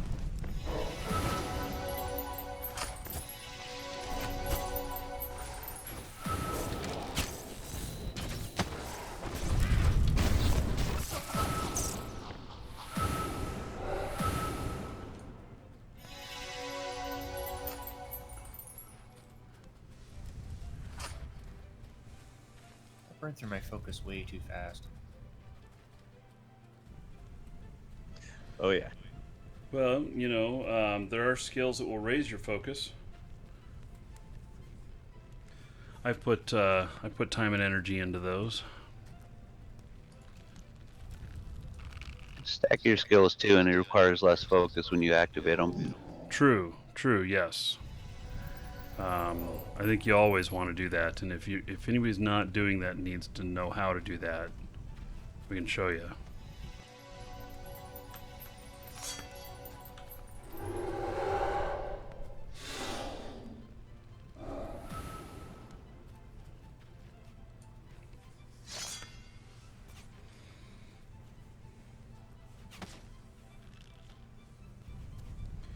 What makes us different? Jose's wanting to know what makes us different from other MMOs. Well, one is that there's no monthly. It's not free to play either. You buy it and you can play it. This game focuses a lot on creativity, crafting, and community. There's a lot of PvE in it. There is some PvP, although PvP is not the primary focus.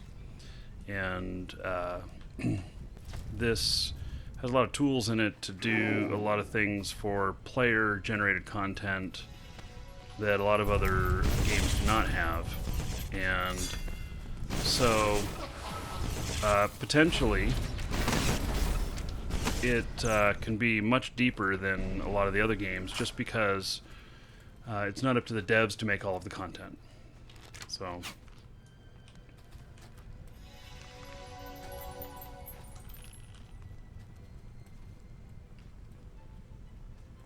it keeps getting better and better. It releases sometime next year. So we're actually playing in, I mean, they just term it early access, but it's some sort of early beta stage right now. And there's player housing and, you know, lots of crafting. The economy is getting better in it. The economy, their plans for it are really cool. It's not quite there yet, but they're still working on it. So, and there's no level caps. Your characters don't have levels. There are skill levels, but you just keep working your skills that you want, and so you are what you do, in essence. So I use a lot of fire magic, so I'm a fire mage.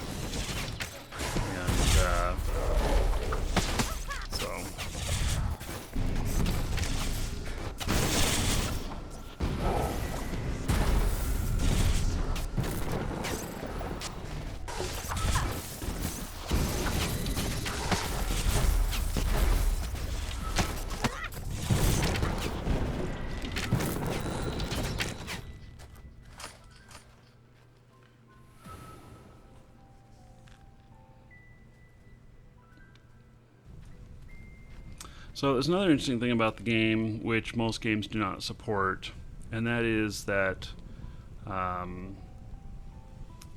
that if you play the game for a while and then you decide, nah, not playing it anymore or whatnot, and you have a nice home, you have a piece of property, you have a good account, you can sell it all for real world money. And maybe you'll even get more than what you paid for it.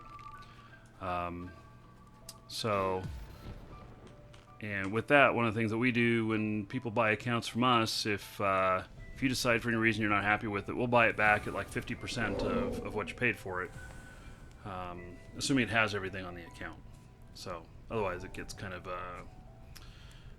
has to be figured up a little bit differently. But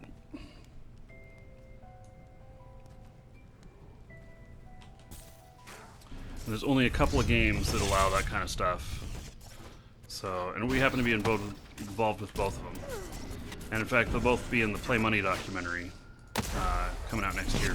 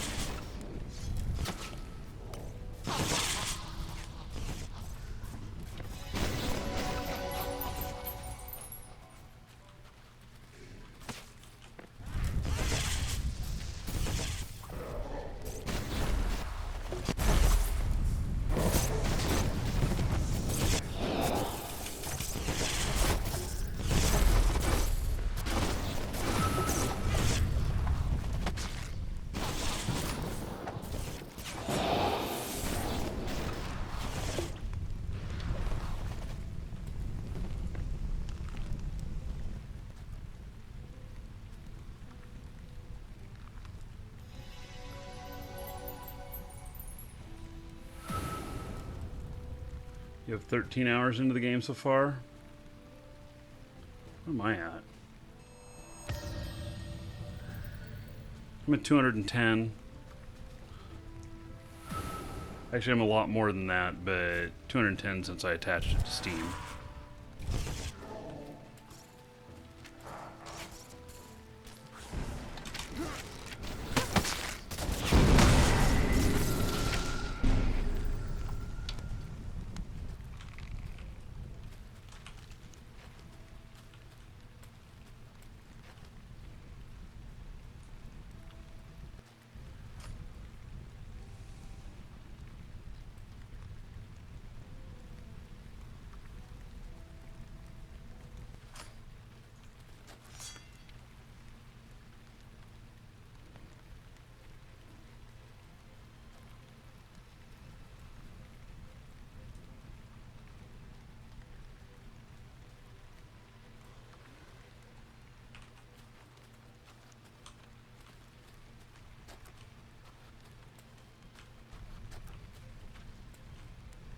Who needs a nightlight when you got this thing around?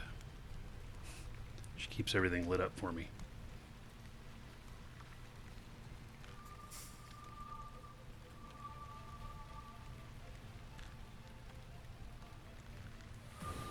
Her name is not showing up right on my screen. Really? What does it show up as? Fire Elemental. Me Oh. too. Oh, that's too bad. Because she's got a really cool name.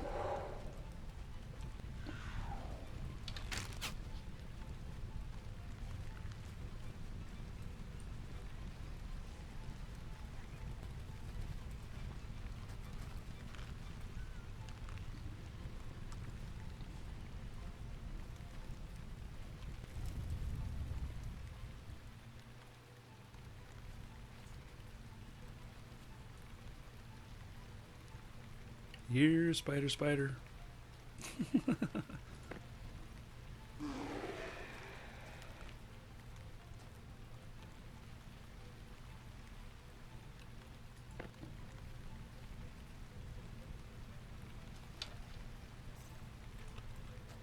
That was one.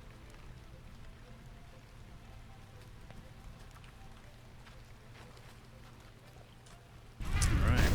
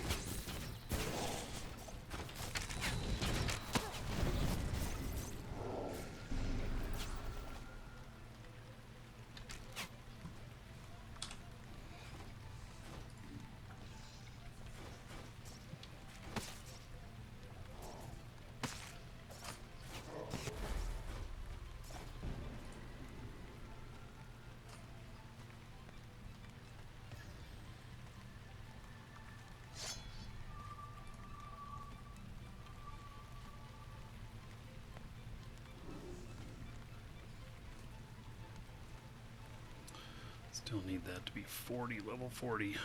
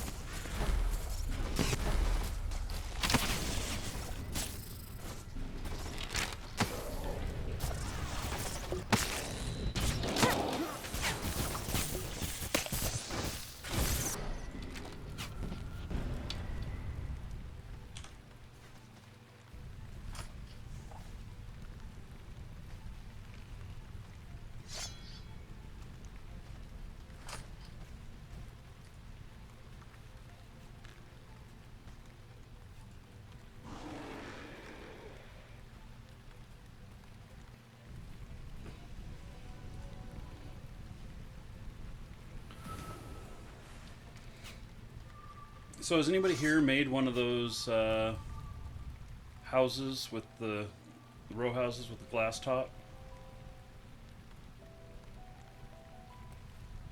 I have the recipe, but it's too high of a skill for my current level. Oh, you have the recipe? So is it like a recipe you consume, or is it, or it's just in your book? I'm looking right now. I know I bought it, and then I can't remember if that was one I could use or it wasn't. So you're able to buy it? Okay, yeah, no, it's not. I bought it. It's sitting in my inventory, but I can't use it because I haven't got my proficiency high enough yet. Right. And I think that proficiency 75. Wow. It's gonna take me a while to build that. Wow. And Okay. I was looking at isn't it like GM level or something? Well, Or GM is 100, but I don't Because know. I got my carpentry at 100 for level wise, but my GM, my proficiency is a different thing, and it's not quite there yet. I know Wow. somebody in the Bays made one.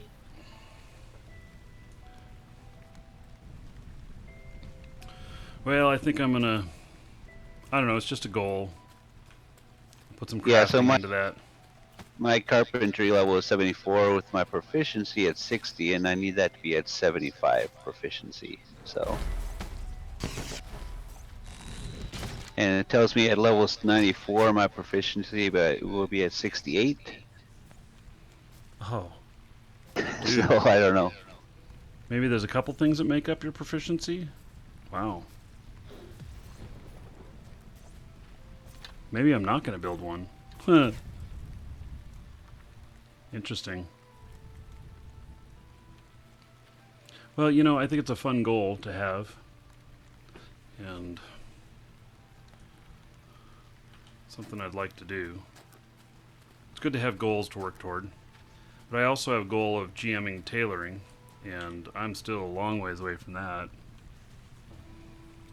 Let's see, what's my tailoring at? I mean, I'm at 86 on tailoring, but my carpentry, well, 62. If you hover over it, you can see what your carpentry proficiency is. 64. No, 55. 55. Okay. Apparently, that's the number that affects your that particular recipe. Okay. Okay. That's cool. Ooh, big one. All right. Oh, she killed her.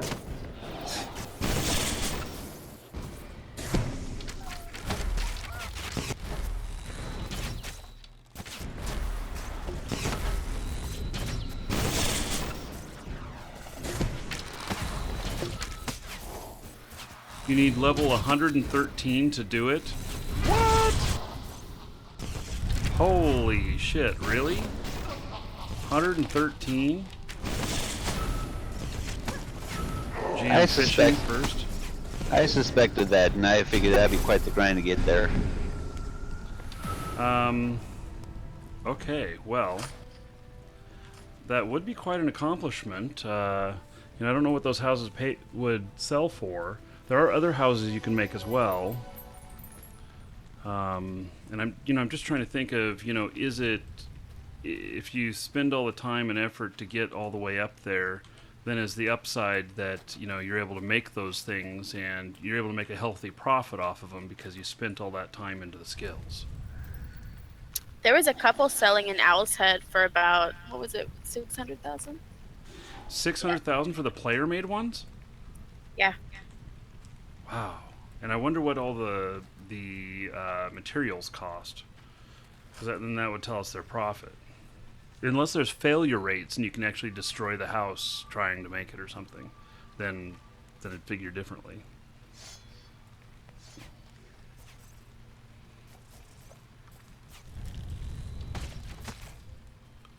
$40K-ish? Really? So they're making like so if it's 40K for the I think it's only materials? boosted because it just came out. Yeah. Could be. But still, needing to have level 113 to build them, I mean, really, 80, you start going really slow, and then after 100, it starts, becoming really insane. Tremendous amount of wood to level it as well. Yeah. Yeah, and wood is hard to get. There is one place, there's this one swamp that's over on the west coast area that I've been to. It's a long journey to get over there. And it has a lot of trees in there. And the animals in there are just kind of medium level. So it's like a three skull area, but there's a lot of trees in there. And so I have been able to go in there and fill up on wood. But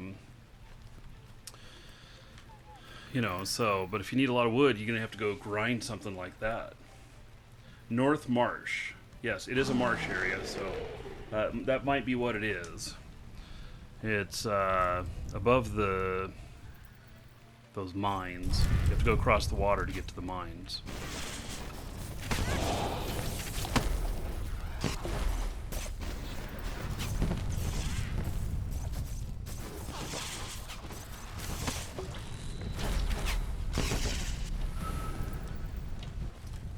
Yeah, I think JJ's right on what it is, and that's some place where you'd play like online solo, so that you don't have other people in there, and like a character my strength, I can handle it myself, no problem, unless I go into the camp that's up there. There is a bandit camp up in there, and there's just too many of them up in there. You have to go through slowly and pick them all off if you want to go up in there, but you just avoid that part, do all the rest of it.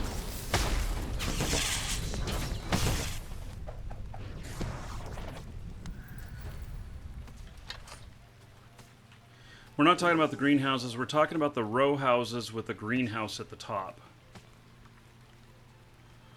So, and you can buy them for like 100 kodos for the purchased version, or what is it, like $85 in our store or something like that.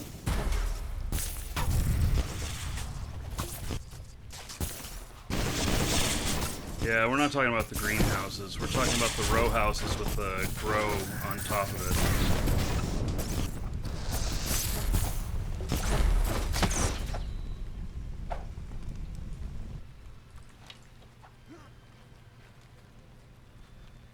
Oh, and I do have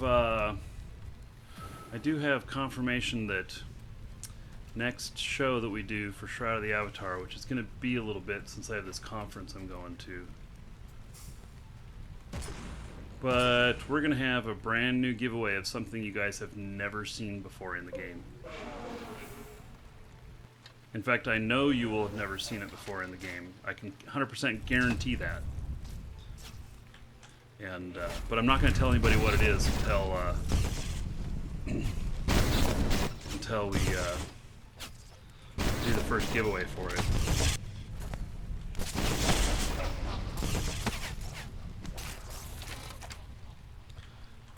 I would do one Thursday, but except that I'm leaving for the conference right around the time server's done. Server done, so.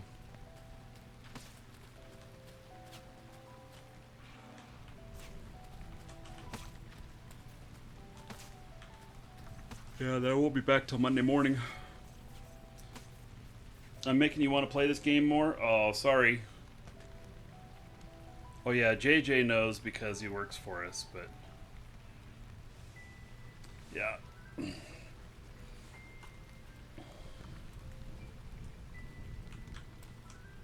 I'm just teasing y'all with it. But So then, what'd you think of the new bundle? But then I'm gonna give one away to somebody. So. The new bundles, the Obsidian bundles. Yeah. Yeah, they look pretty interesting. know, I like some of this new Obsidian stuff. I haven't had a chance to play with it very much. God, I wish I just had more time to just do more shows and play more. Darn work getting in the way. Yeah.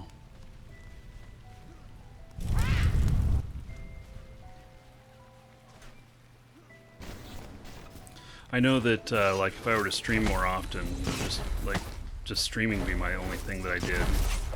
That I'd end up with a lot more followers and a lot higher viewership and stuff. So, but now even right now, and I'm like thinking, okay, well I got really good viewership numbers right now and stuff, and so maybe I want to do some more shows. But it's like the holiday season. My father just arrived in town yesterday, and I haven't seen him for 2 years, or not for more than a year, not 2 years, but for more than a year. And you know, so he's here over Christmas and stuff, and so of course I'm gonna need to spend some time hanging out with him. Big one's up. Okay, I'd love to get him on the show, but he's not very interested in that. He'll appear in my YouTube videos though sometimes.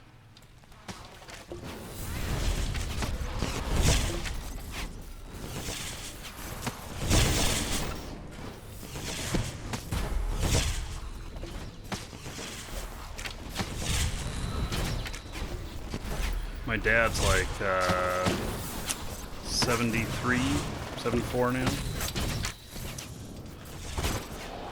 He used to play WoW stuff. He had a Shroud of the Avatar account, but then he gave it to me after his computer blew up, and then he just decided he wasn't going to get another computer.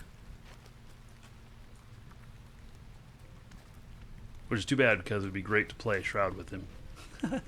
You know?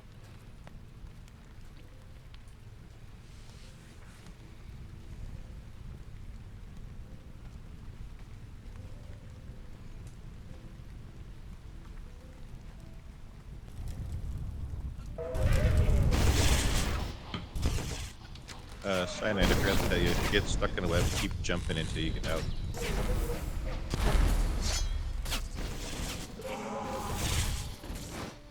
And more lagging.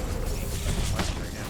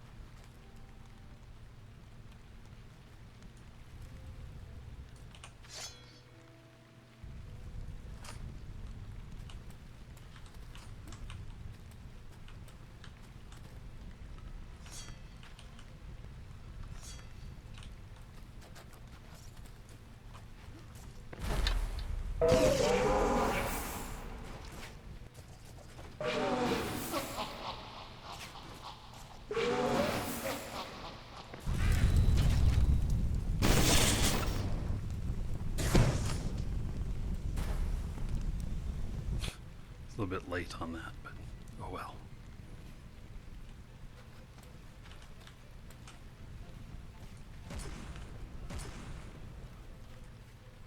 It was funny though.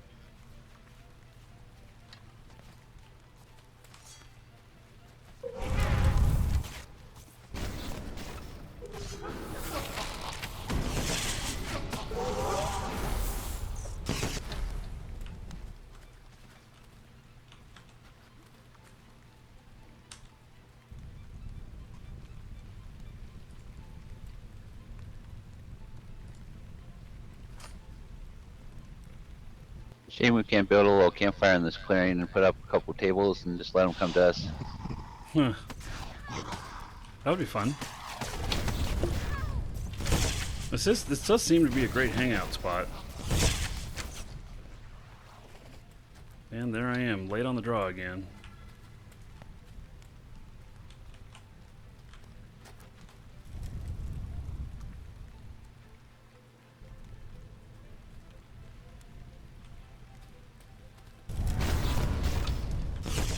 Oh, here's a big one.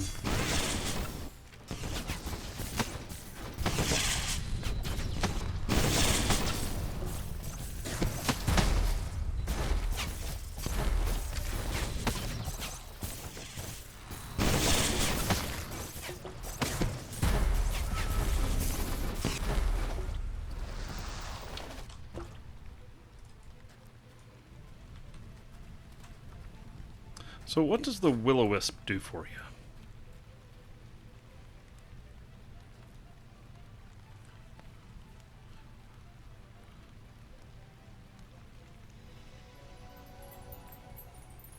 Like mesmerizing?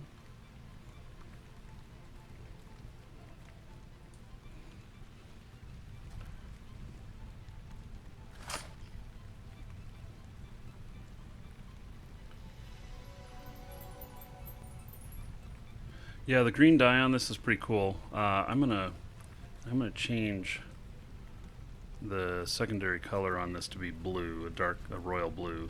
I think that might, instead of the gold, I think that might look really good.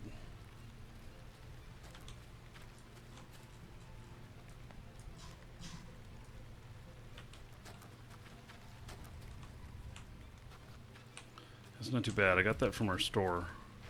That was like $6 for 12 of them, 12 dyes. I used 4 of them for my outfit here.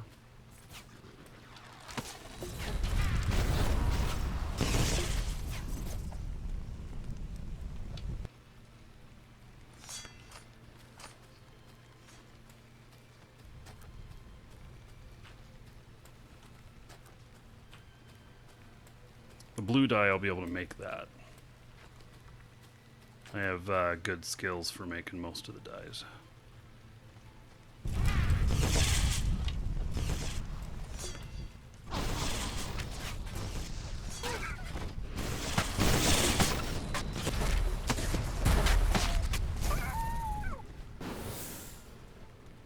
Why did that sound like a dog?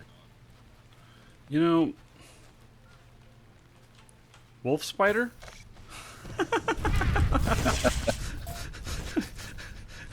I don't know. That is. I did it. Yeah. What? I hear that too. That is kind of strange.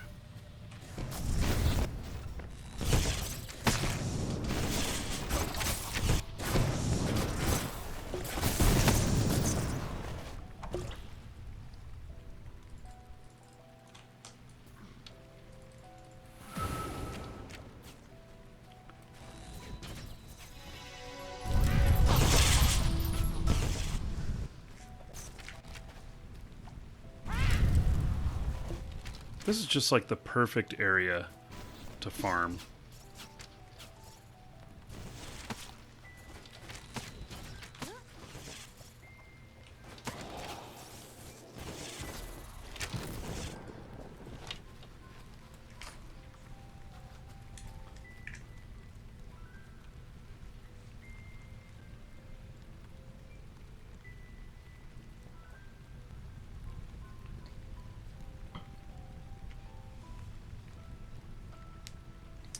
Some of the most boring combat you've seen? Sorry, man, but each to his own, I guess. I didn't say that it was exciting combat. I said this was some of the best farming that there was. Isn't that what I said? If that's not what I said, that's what I meant. Because it is. But, yeah, it's not super challenging. I keep thinking that... you know, maybe we need to try the dragons again, stuff. Now that many of us are more skilled.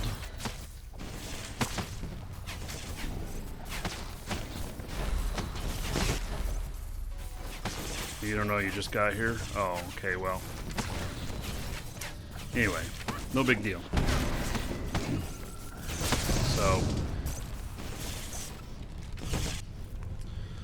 yeah, I think that, gosh, maybe we need to get a list together of all the level 5 stuff and above. Everything that's 5 and above, and and start checking out some other areas. You know, And I'll just- say. Go Sorry, ahead. go ahead. I was saying that this may be boring, but I've quickly approaching 100,000 experience gains. I'm quite pleased with that. So let's do Yeah. boring. So It is a bit of a grind in this area, but yeah, you're right. So I'm getting good skill gains, and I like that because it's quite beneficial to other stuff that we want to do, you know? So, and we've done some of the dungeon stuff. Some of it's very confusing. There's one dungeon with all those portals. It's just all confusing as hell, and there's a dragon in there. And I can tell you I still haven't mastered that thing. And it'd be fun to take a party of 8 down in there. But we need to... We can't have any newbies with us going down in something like that. Because we may all get murdered even with high skills. When you say you have such a large pool of experience, do you mean you're not training any of your skills? I am training some of them. So like I have 137,000 in my adventuring pool right now. And I do have a lot of stuff I'm training. But if I turned everything on that I was using into training, then my pool would be 0. And so I always try and keep it above 100,000. And sometimes if I'm going to work on something that's really difficult to use, like I don't know, something that takes reagents that I really want to train up, and it's kind of costly, then I'd get my pool up to like 500,000 or so, and then turn everything else off except for training that one item. That way, the majority of the experience would go into that.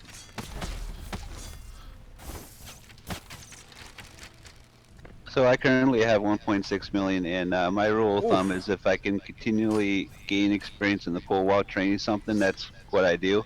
Which means I only train 1 or 2 skills at a time until I hit about 60 on a skill, and then I have to basically only train it, and then that's when I start to deplete my pool. But right now I only have 2 skills training, so I'm continually growing the pool right now. Well, and with having that much, what happens is that you get more XP put to each skill every time you use it. Right. And so you don't have to have as many repetitions of it to gain a level. And that's kind of the goal. I'm trying to make that as big of a pool as I can. That's enormous. I think John was saying last time he has like 3 mil in his pool. Wow. That's crazy.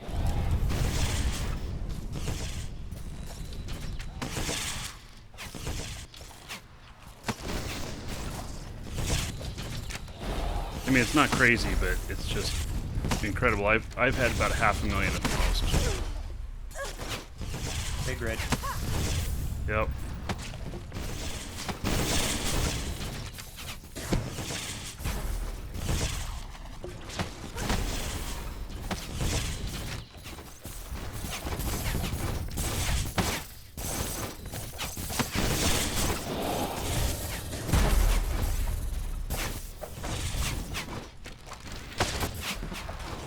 But yeah, above 60 or 70 levels, then if you're only training it and you're running in a 5-skull area, you're still going to be depleting your pool because it's pulling so much out of it. But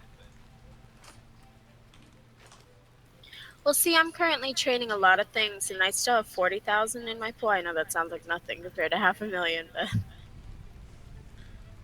No, but as long as you don't let the pool get so low that it's not worth your time. And that's kind of the key. And so I kind of set just for my personal level that 100,000 is about the lowest I want to go. And that way it's just, every time I cast a spell that is training, it just gets more into it each time, and so I hit those levels faster.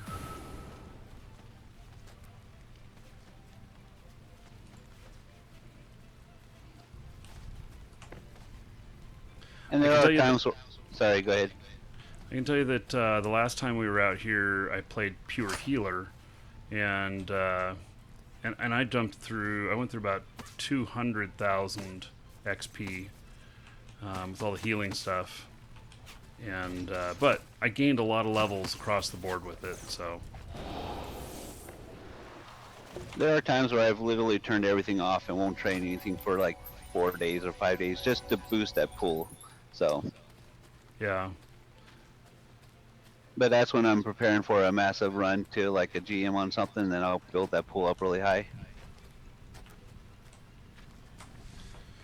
Yeah. I notice when I'm fighting some of these things, my character sometimes sounds like a female character instead of a male character. Are you having a gender identity issue? Apparently. Well, some of the spiders were sounding like dogs, so yeah.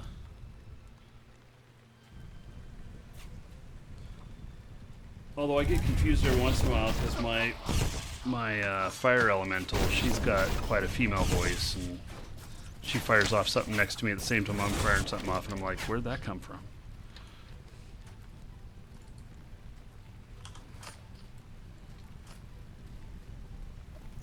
The skills you're not training, do you maintain them or do you just turn them off?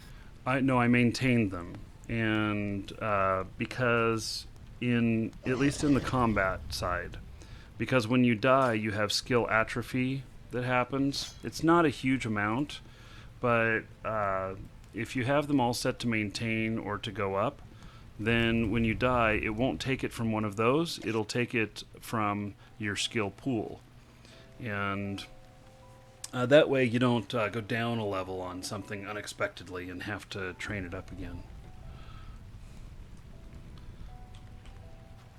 So basically, you only have to keep it up if you're going to die. Yeah, if you don't ever die, it doesn't matter. But I think we all die from time to time. And honestly, that first death, if you haven't died for a while, will take the biggest hit, and then every death after that is kind of minuscule. It So is. if you die, It is if you smaller death. yeah, so if you die a lot, you're probably not going to feel the hit too much. And that's kind of to keep from punishing somebody who's trying to do something and dies over and over and over again. Because it'd be horrible to like die a whole bunch and lose a whole bunch of skill points.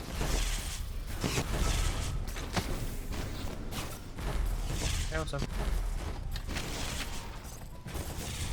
My biggest hit I took was when they first implemented that, and I forgot to turn everything to maintain, and I actually lost levels on a number of them. Yeah.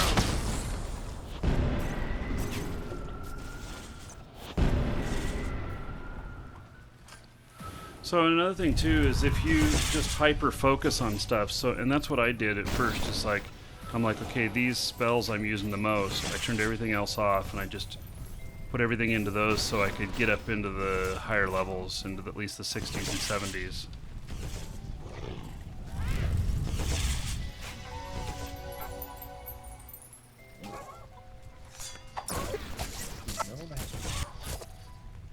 There's definitely a lot of strategy for your skill gains and stuff. I think part of the strategy depends on how your play style. Yeah. Because different play styles, equal different things, and what works for me could work for other people, or other stuff could work for them.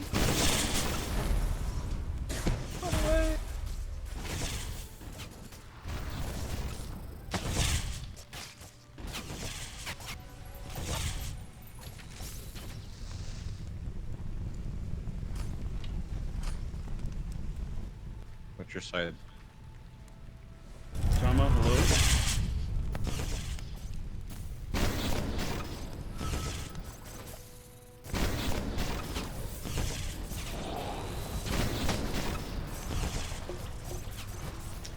HK, thank you for following. Welcome.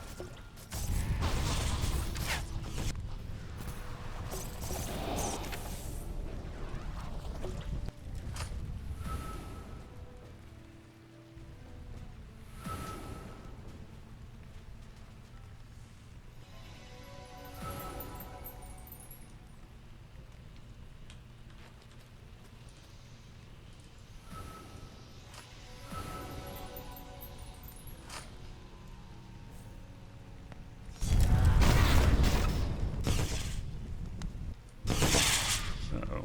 Can I get this done before he kicks me? No.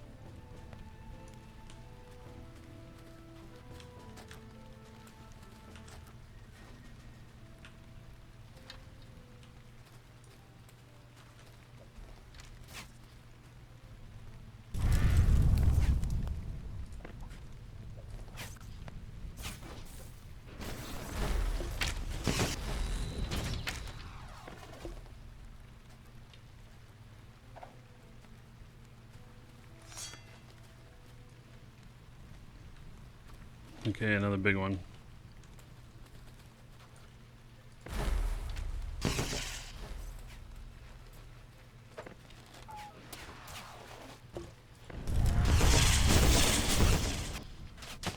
Sounds like a doggy. Yeah, that's Darn, what we were barking noticing. spiders. Yeah, oh, barking spiders. Yeah. I thought they were just a myth. Well, you notice that crossbreeding, they're too close to the wolves there. They're wolf spiders. That's all there is to it.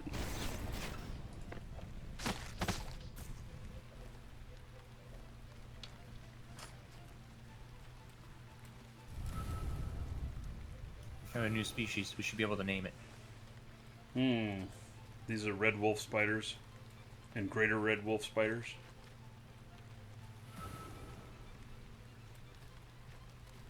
That would be interesting. What is it? No Man's Sky, where you can name stuff. Yes. Yeah, I never played that. I You can wanted name to, galaxies and animals. but- Cool. Planet Bob. I decided to wait for Dual Universe. I think Dual Universe is gonna have a lot more. The No Man's Sky stuff. Every article I saw about it, I kept looking at it, going, "Where's the content?" You know, cool technology. You know, a lot of cool stuff, but where's the content? And when they came out, there just wasn't the content in it.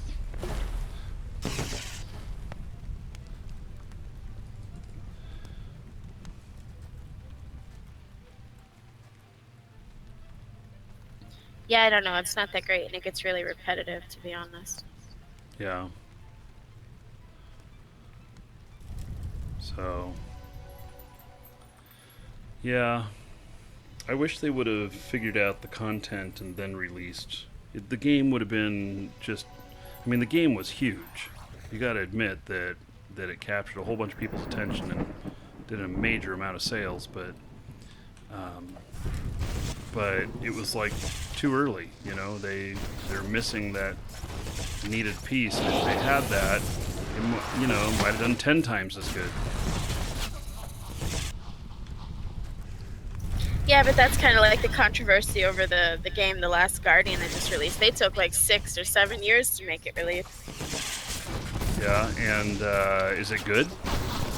It looks amazing, actually. I've Oh, only seen well. videos on it so far, but people are saying the content's kind of iffy on that one too, but the graphics and everything is amazing. That's too bad. Yeah, I'd like. Yeah. You know, I don't like early release stuff. And, I mean, I know we're playing an early access game right here, and we're having a good time and stuff, but in general, I don't recommend it anymore for any games. think And I one of the just don't worst get games excited in about it. history is Duke Nukem Forever. That thing took like Yeah. 7 years to come out, and then it dropped. Yeah. Well, Duke Nukem Forever, when it came out, I mean, it was just so stale. And here's the problem: is that everybody had these super expectations for it because of all these different things. And you know, I haven't talked to any of them that worked on it about that. And I know that like Duke himself, John St. John, he's like, well, one of those things, So it's like I'm just the voice of the game. What can I do? So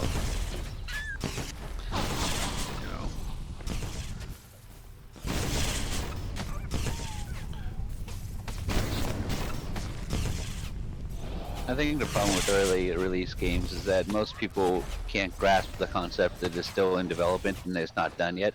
So they start complaining about things that are probably going to be fixed briefly anyways.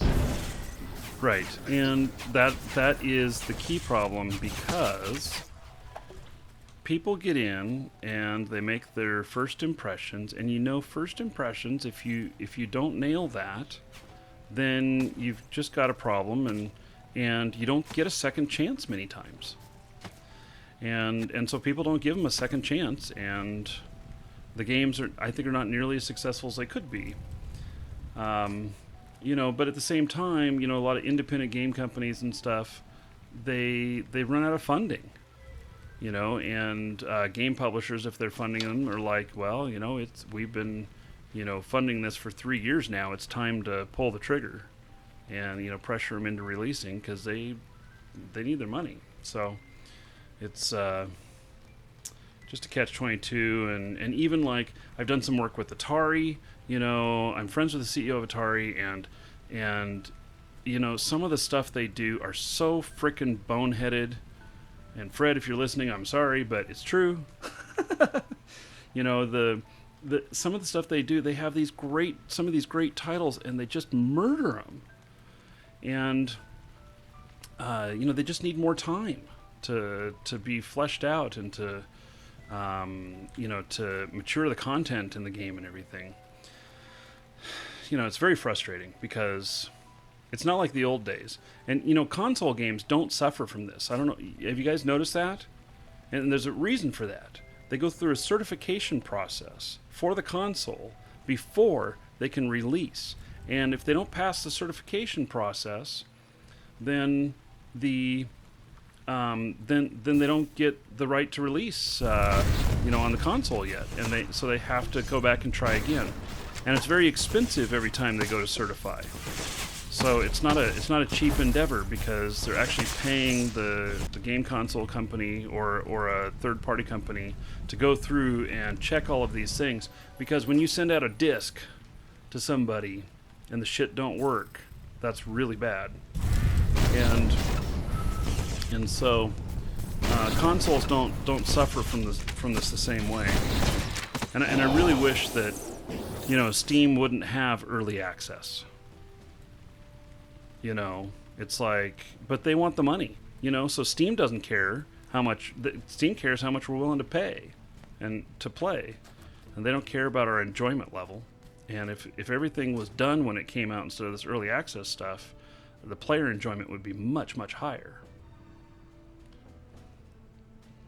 So, okay, I'm off my soapbox.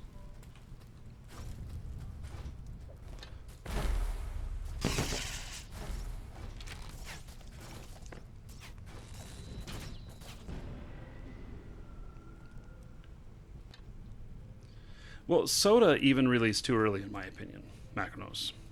So, early access started right after the Kickstarter, 1 month after the Kickstarter, and same with Crowfall. Crowfall is in too early of a state. If it was me doing it, I would not have it out this early.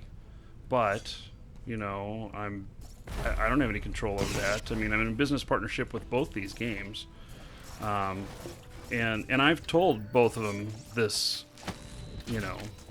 They know that's my thought, but it's not part of their business strategy, and both games are overall doing a good job with the stuff, so what can I say?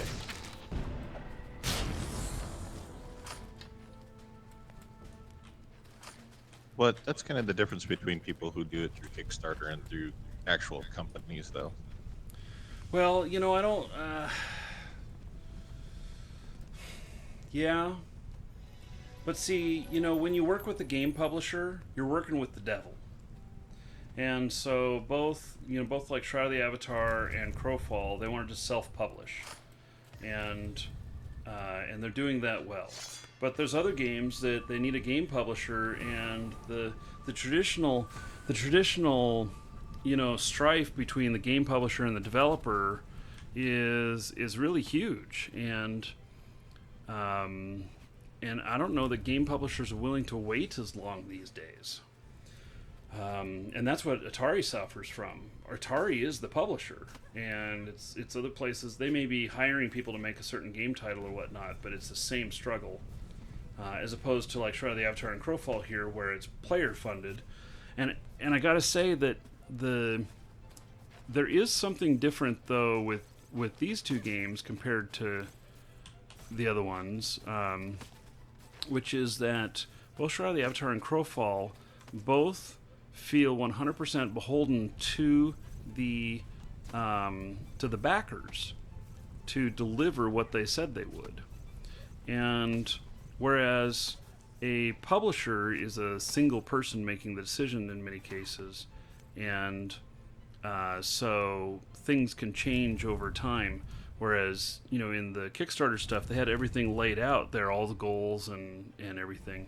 And so they're trying to hit all of those. And that's one of the reasons why, you know, Shroud of the Avatar here has been so solid, is because they have these goals that they have to hit, and they're not going to say that they're released until they hit every one of those goals that is from the original Kickstarter. And then that's when they'll start adding extra stuff in. So...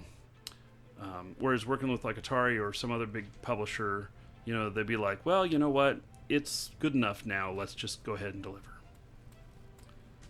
So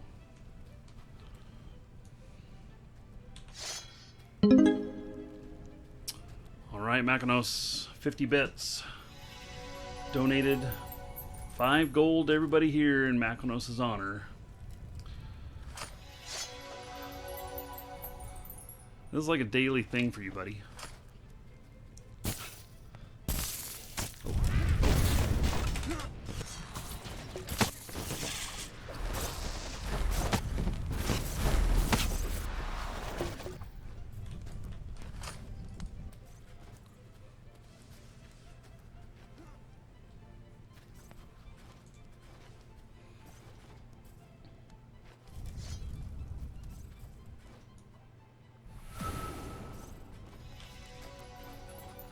What are they fighting down here? It's just another regular spider, okay.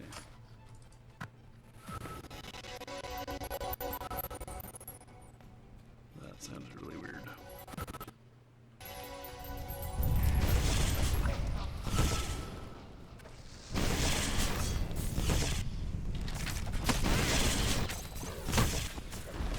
Yeah, I hear that quite a bit. People say I have a calming voice and stuff.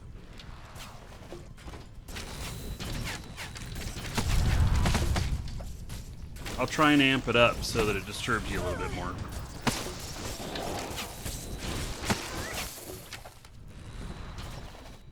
Not like Doc. Oh my god, yes. Now Doc, I love Doc, man. He's a great guy. And I enjoy some of the stuff I've done with him, and I enjoy hanging out with him in real life because he's just absolutely a crazy nut. He's actually a little bit more intense in some areas, in his opinions and stuff. In, you know, when he's not on the show, he's really intense. You know, having a good time on the show and stuff, but off the show, he's got quite some opinions too.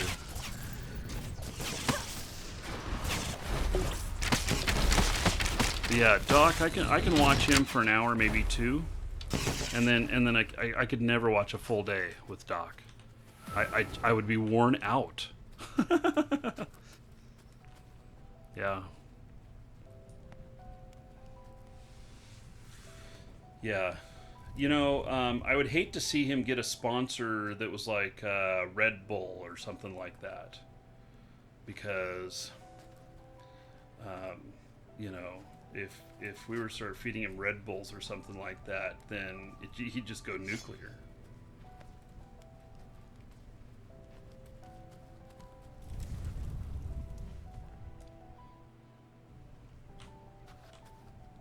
Being like Hammy from Over the Hedge with a Mach 6 drink. Yeah, it's just, man, he's a nut. I don't know if I could keep up with him. You know, the last fleet we went out together on, and he's just going ape shit over stuff, and I just finally sit back going, oh my god, and just enjoy the drama.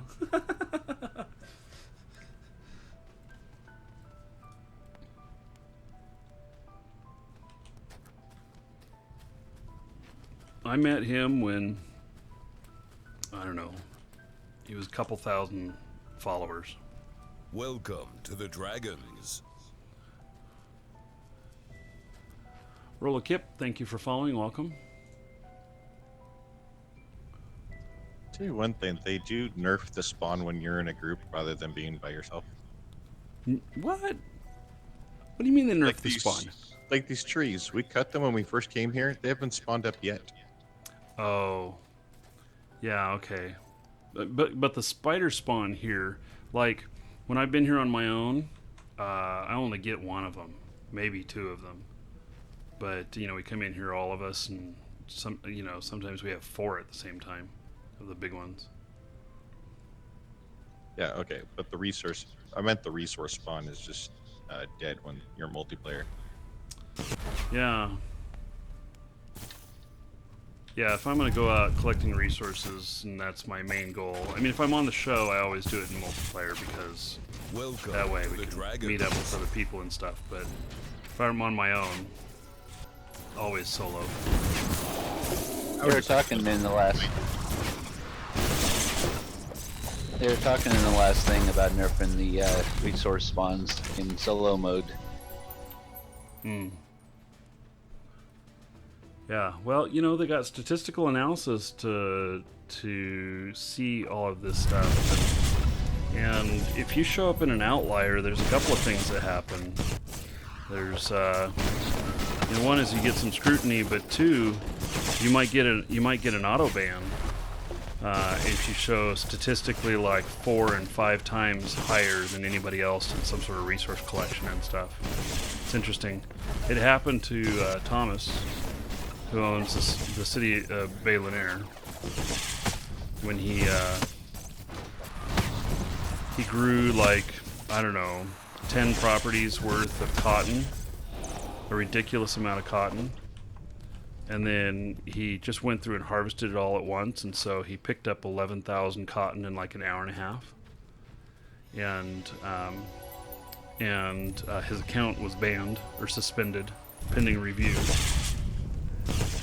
Day later they released it on him, finding out that it was correct, but it was just an auto protection to keep exploiters from running away with something before they find out.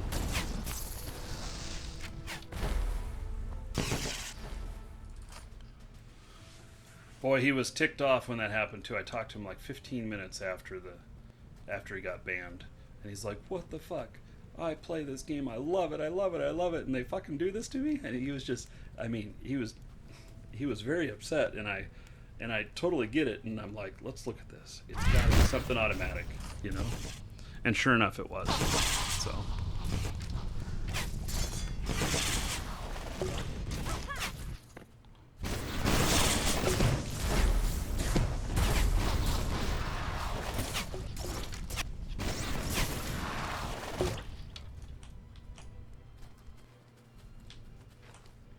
I can see kind of them on one aspect wanting to nerf it for single player because people are just going in there to farm. Mm-hmm. But you got to look at the other fact of what happens if you're out farming and someone's being an ass, and when you're going like fighting a bear, they go and like take the cotton or something. Right. That wouldn't happen if you were single player. So I don't like them nerfing like single player versus multiplayer. Well, actually, or you could look at it the other way of that there's a buff of it in multiplayer. And so it encourages more community communication. That can be positive communication or negative communication, but that's what it encourages. So, and that's something that they're all about. Heidi, thank you for following. Welcome. All right, well, a few more of these, and I'm going to be toast.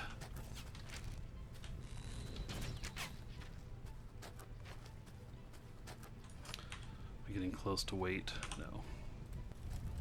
But I have collected 140 spider silk, which is not bad.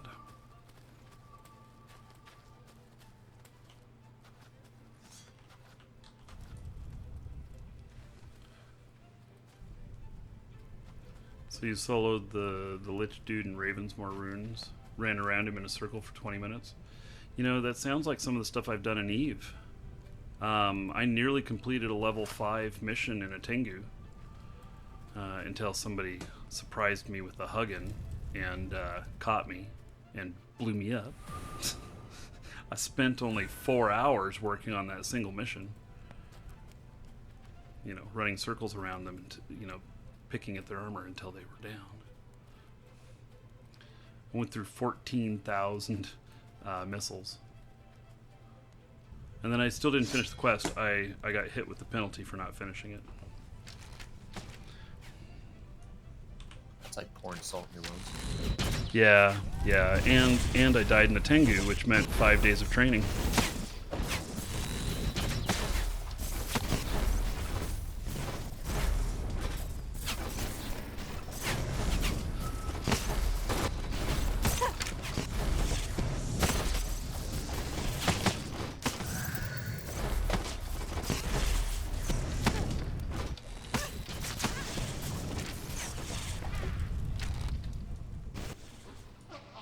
Yeah, that's the worst insult, is dying in a Tengu. Dying in a Tech 3 cruiser.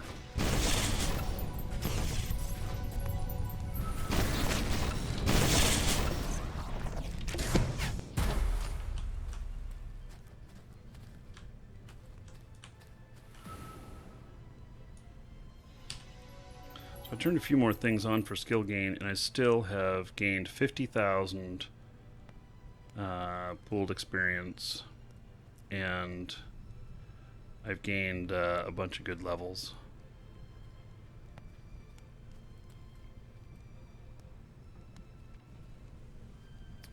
Done quite well.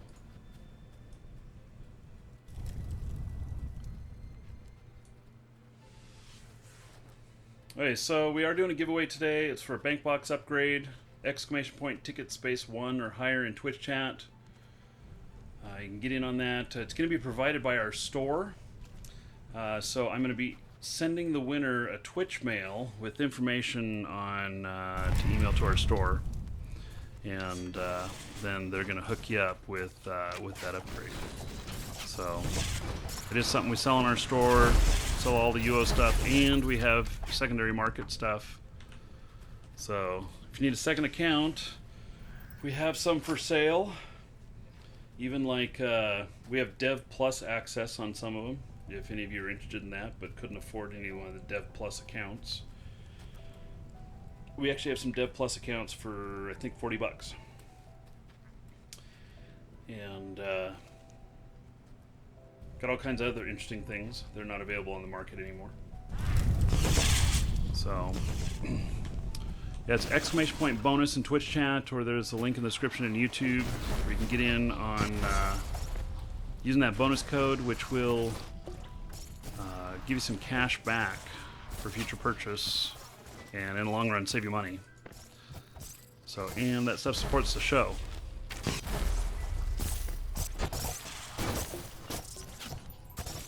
Oh, let's see my hot tamale. Where is she? She needs some healing.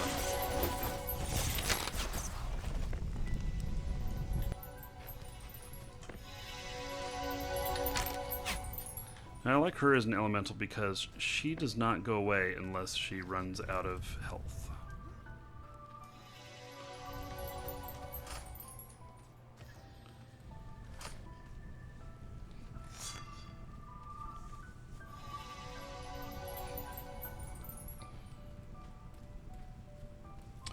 Okay, well, one more set of the Red Ferocious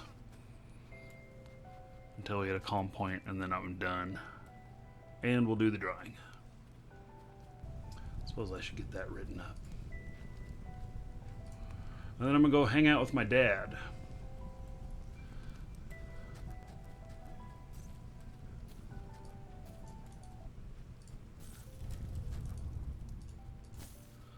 He's here visiting.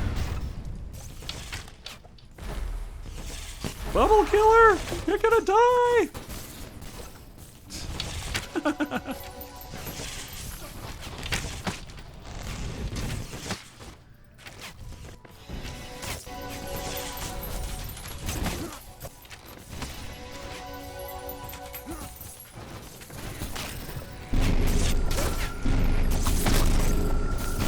Hell is that noise?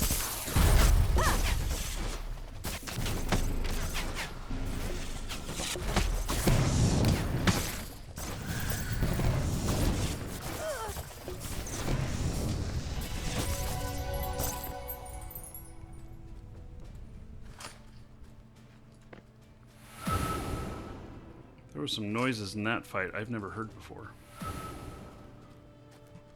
Almost like a singing ball.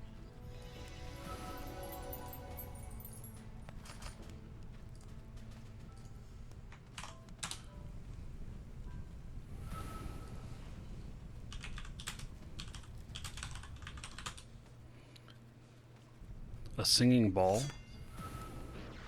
It's that an what you Ultima said? thing. Yeah. I haven't heard of a singing ball for a while.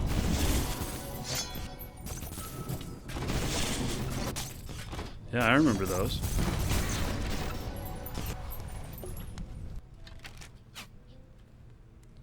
Okay. I'm done. I'm gonna head out of here, guys. It's been good. Gained a lot of XP and used a lot of XP today.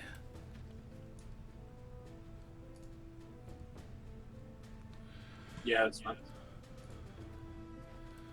Okay, so thanks guys for the party. It was good. Next week, don't forget I'm gonna have something that I think all of you are gonna want.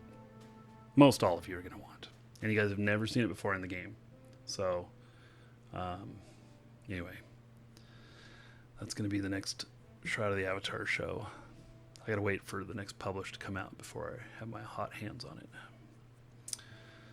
So, okay, all you guys on comms, catch you later. Thanks for being here. Thank you. Okay. So, now, let's see here. Leave the party. They can continue on if they want. I almost look like a Christmas tree at this kind of view, right? Yeah. Okay, so when's the next SotA stream? Exclamation point schedule in Twitch chat, and it'll give you the schedule. But let's see here. It's going to be next Wednesday is the next one. So I'm gone at a conference. Normally we do them on Fridays too, but yeah, I'm gone away at a conference. So that's when it shall be. Okay, final call, exclamation point, ticket space 1 or higher in Twitch chat. And so get in on that. Give you about a minute, and then we're drawing. And let's see here. HK, you had a question about loot drop on death. You were AFK. No. So if you're in PvP mode, you will lose something. Male Exotic Dancer Conference. Yes, I'm going to go and learn how to dance for all of you because I know you want that. No, that's not what it is. So it's a conference that has to do with my public speaking stuff I'm doing. So anyway, let's see here. If you're not in PvP mode, you don't lose anything.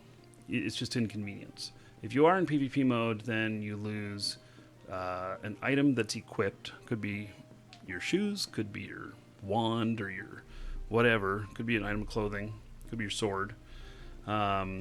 You also lose one item out of your pack, which could be some of your reagents or something like that. You won't lose items that are zero value. Zero value items are typically stuff that is sold for, if you're buying it for cash or something like that. Like the green dye that I used. I wouldn't be able to lose that, or the Kodos that I have on me, which I'm going to take to the bank right now. I don't need to carry those around. Not that I can lose them, but I just don't need to be carrying them on me. It's like carrying $85 on my virtual character here. So, anyway. Yeah, and you also lose a body part in PvP. So they could end up with your jawbone, your leg, your foot, your hand, your skull, something like that. So...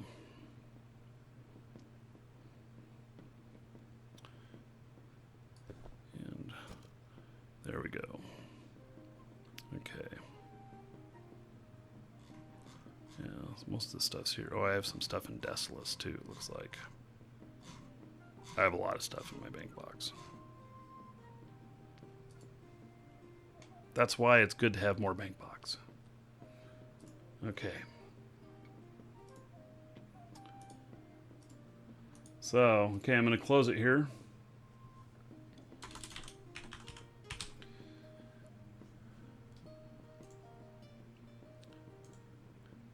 And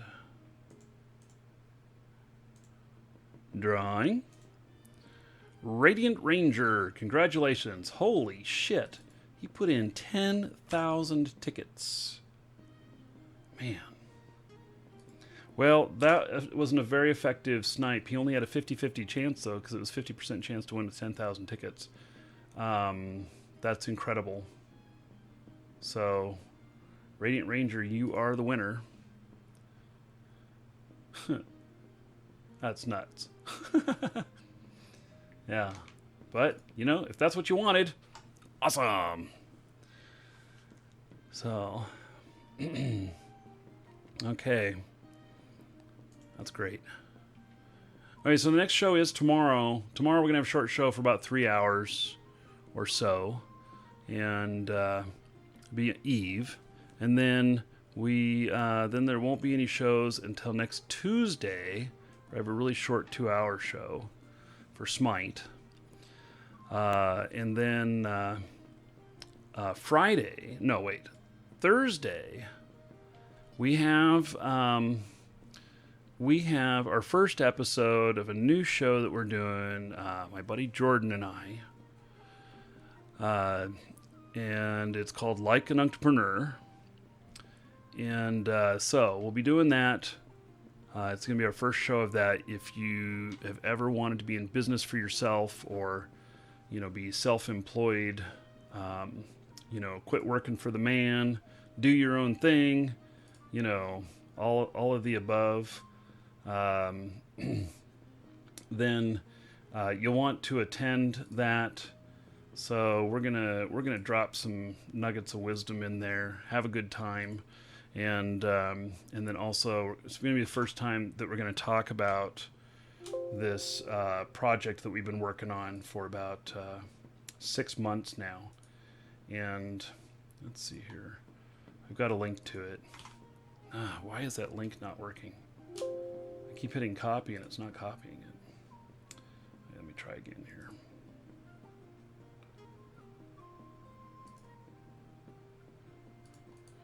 Here it is. So this is there's a link in Twitch and in YouTube for it, where you can sign up for more info and everything. I believe there'll be an email going out to everybody like the day before or something like that, with when the show's going to be and stuff. And it's not a video game thing. We're going to talk about the video game industry, but it's not a video game thing. And it is more of a professional thing. Like, if you're wanting to be self-employed, I think you're going to be interested in this. So, anyway, so you can sign up for that and be alerted when we're doing something on that. So, anyway, I'm excited about that. Been working on that one for a long time. So, see you all tomorrow morning, and have a great day. And take care.